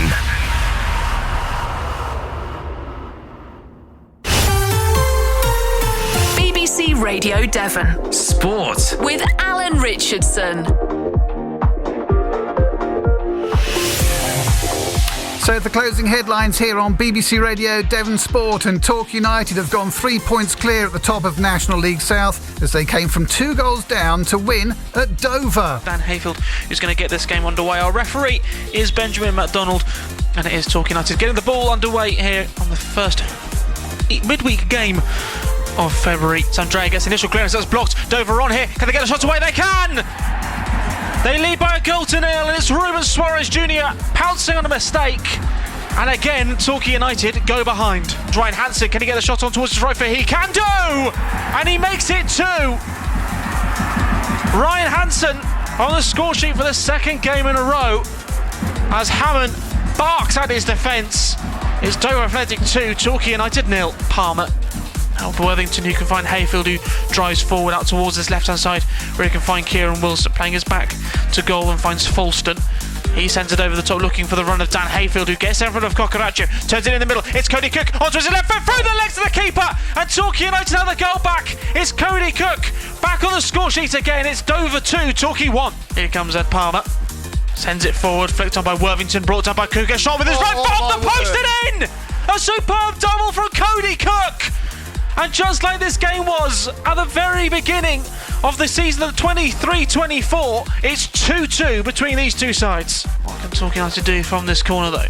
From the far side, sent in deep looking for the head of Ed Palmer, who knocks it back into his middle. It's Dreyer! A brilliant finish from the captain! Drills it into the bottom corner, and from 2-0 down, Torquay United lead by 3 goals to 2 at Crabble. Dover hoping to try and get something back in this one very, very late on. It's a long ball from Walker, flicked on by Coker, brought down in the penalty area. Can Dover get a shot to win? It's a great save by Hammond. Can they clear the lines? No, Coker's gone down. Oh, there's a massive scramble. The referee, what's he going to give? I think given full time.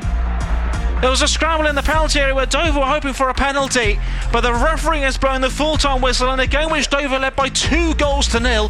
Torquay United will be travelling all the way back to Devon with all 3 points.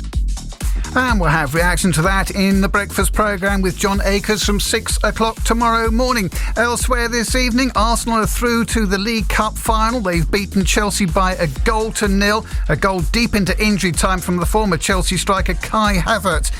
They will play the winners of the Manchester City-Newcastle match, which plays tomorrow. City lead 2-0. Elsewhere, several official supporters clubs have criticised the proposed new format for the Women's FA Cup.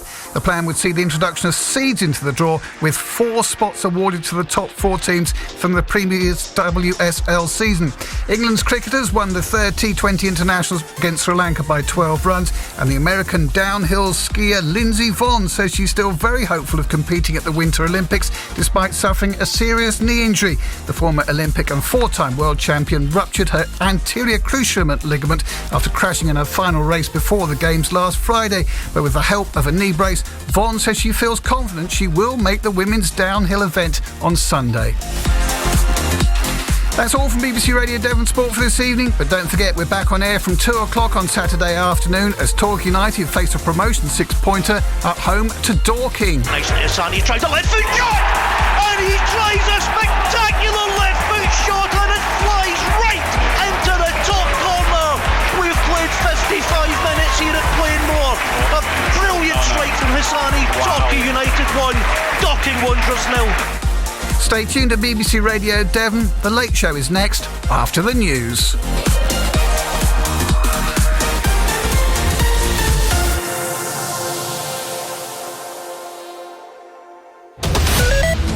the BBC Sounds app, on your smart speaker, Play BBC Radio Devon. and on your radio. The sound of Devon is BBC Radio Devon. At 10 with the BBC News, I'm John Collins. The Metropolitan Police has begun a criminal investigation into Lord Mandelson's dealings with the paedophile financier Jeffrey Epstein. Files released in the US suggest he sent sensitive information to Epstein about the government's response to the 2009 financial crisis. Earlier, Prime Minister Sir Keir Starmer said Lord Mandelson had let down his country. England's largest local authority says it's no longer bankrupt. Until today, that had been the case for Birmingham City Council since the autumn of 2023. But after cuts in services and council tax rises of more than 17% over the last 2 years, the Labour-run authority says its books are now balanced. Council leader John Cotton says it's an important milestone. What we're setting out today is a budget that is balanced, that brings us back into the mainstream of local government, and also sets out 130 million of investment in priorities for the people of this city around cleaning streets, around making the streets safer, and also investing in youth services and expanding the opening hours of our libraries.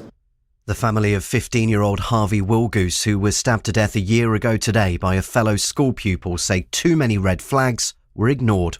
An independent review into the teenager's death reportedly found the Sheffield school was unaware of his killer's violence at his previous one because they didn't review his behaviour records.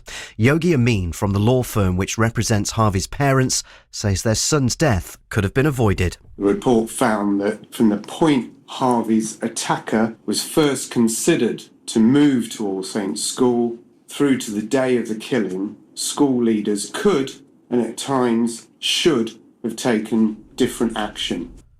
Police have arrested a 13-year-old boy over a hit-and-run incident a week ago in which an e-bike crashed into a pregnant woman.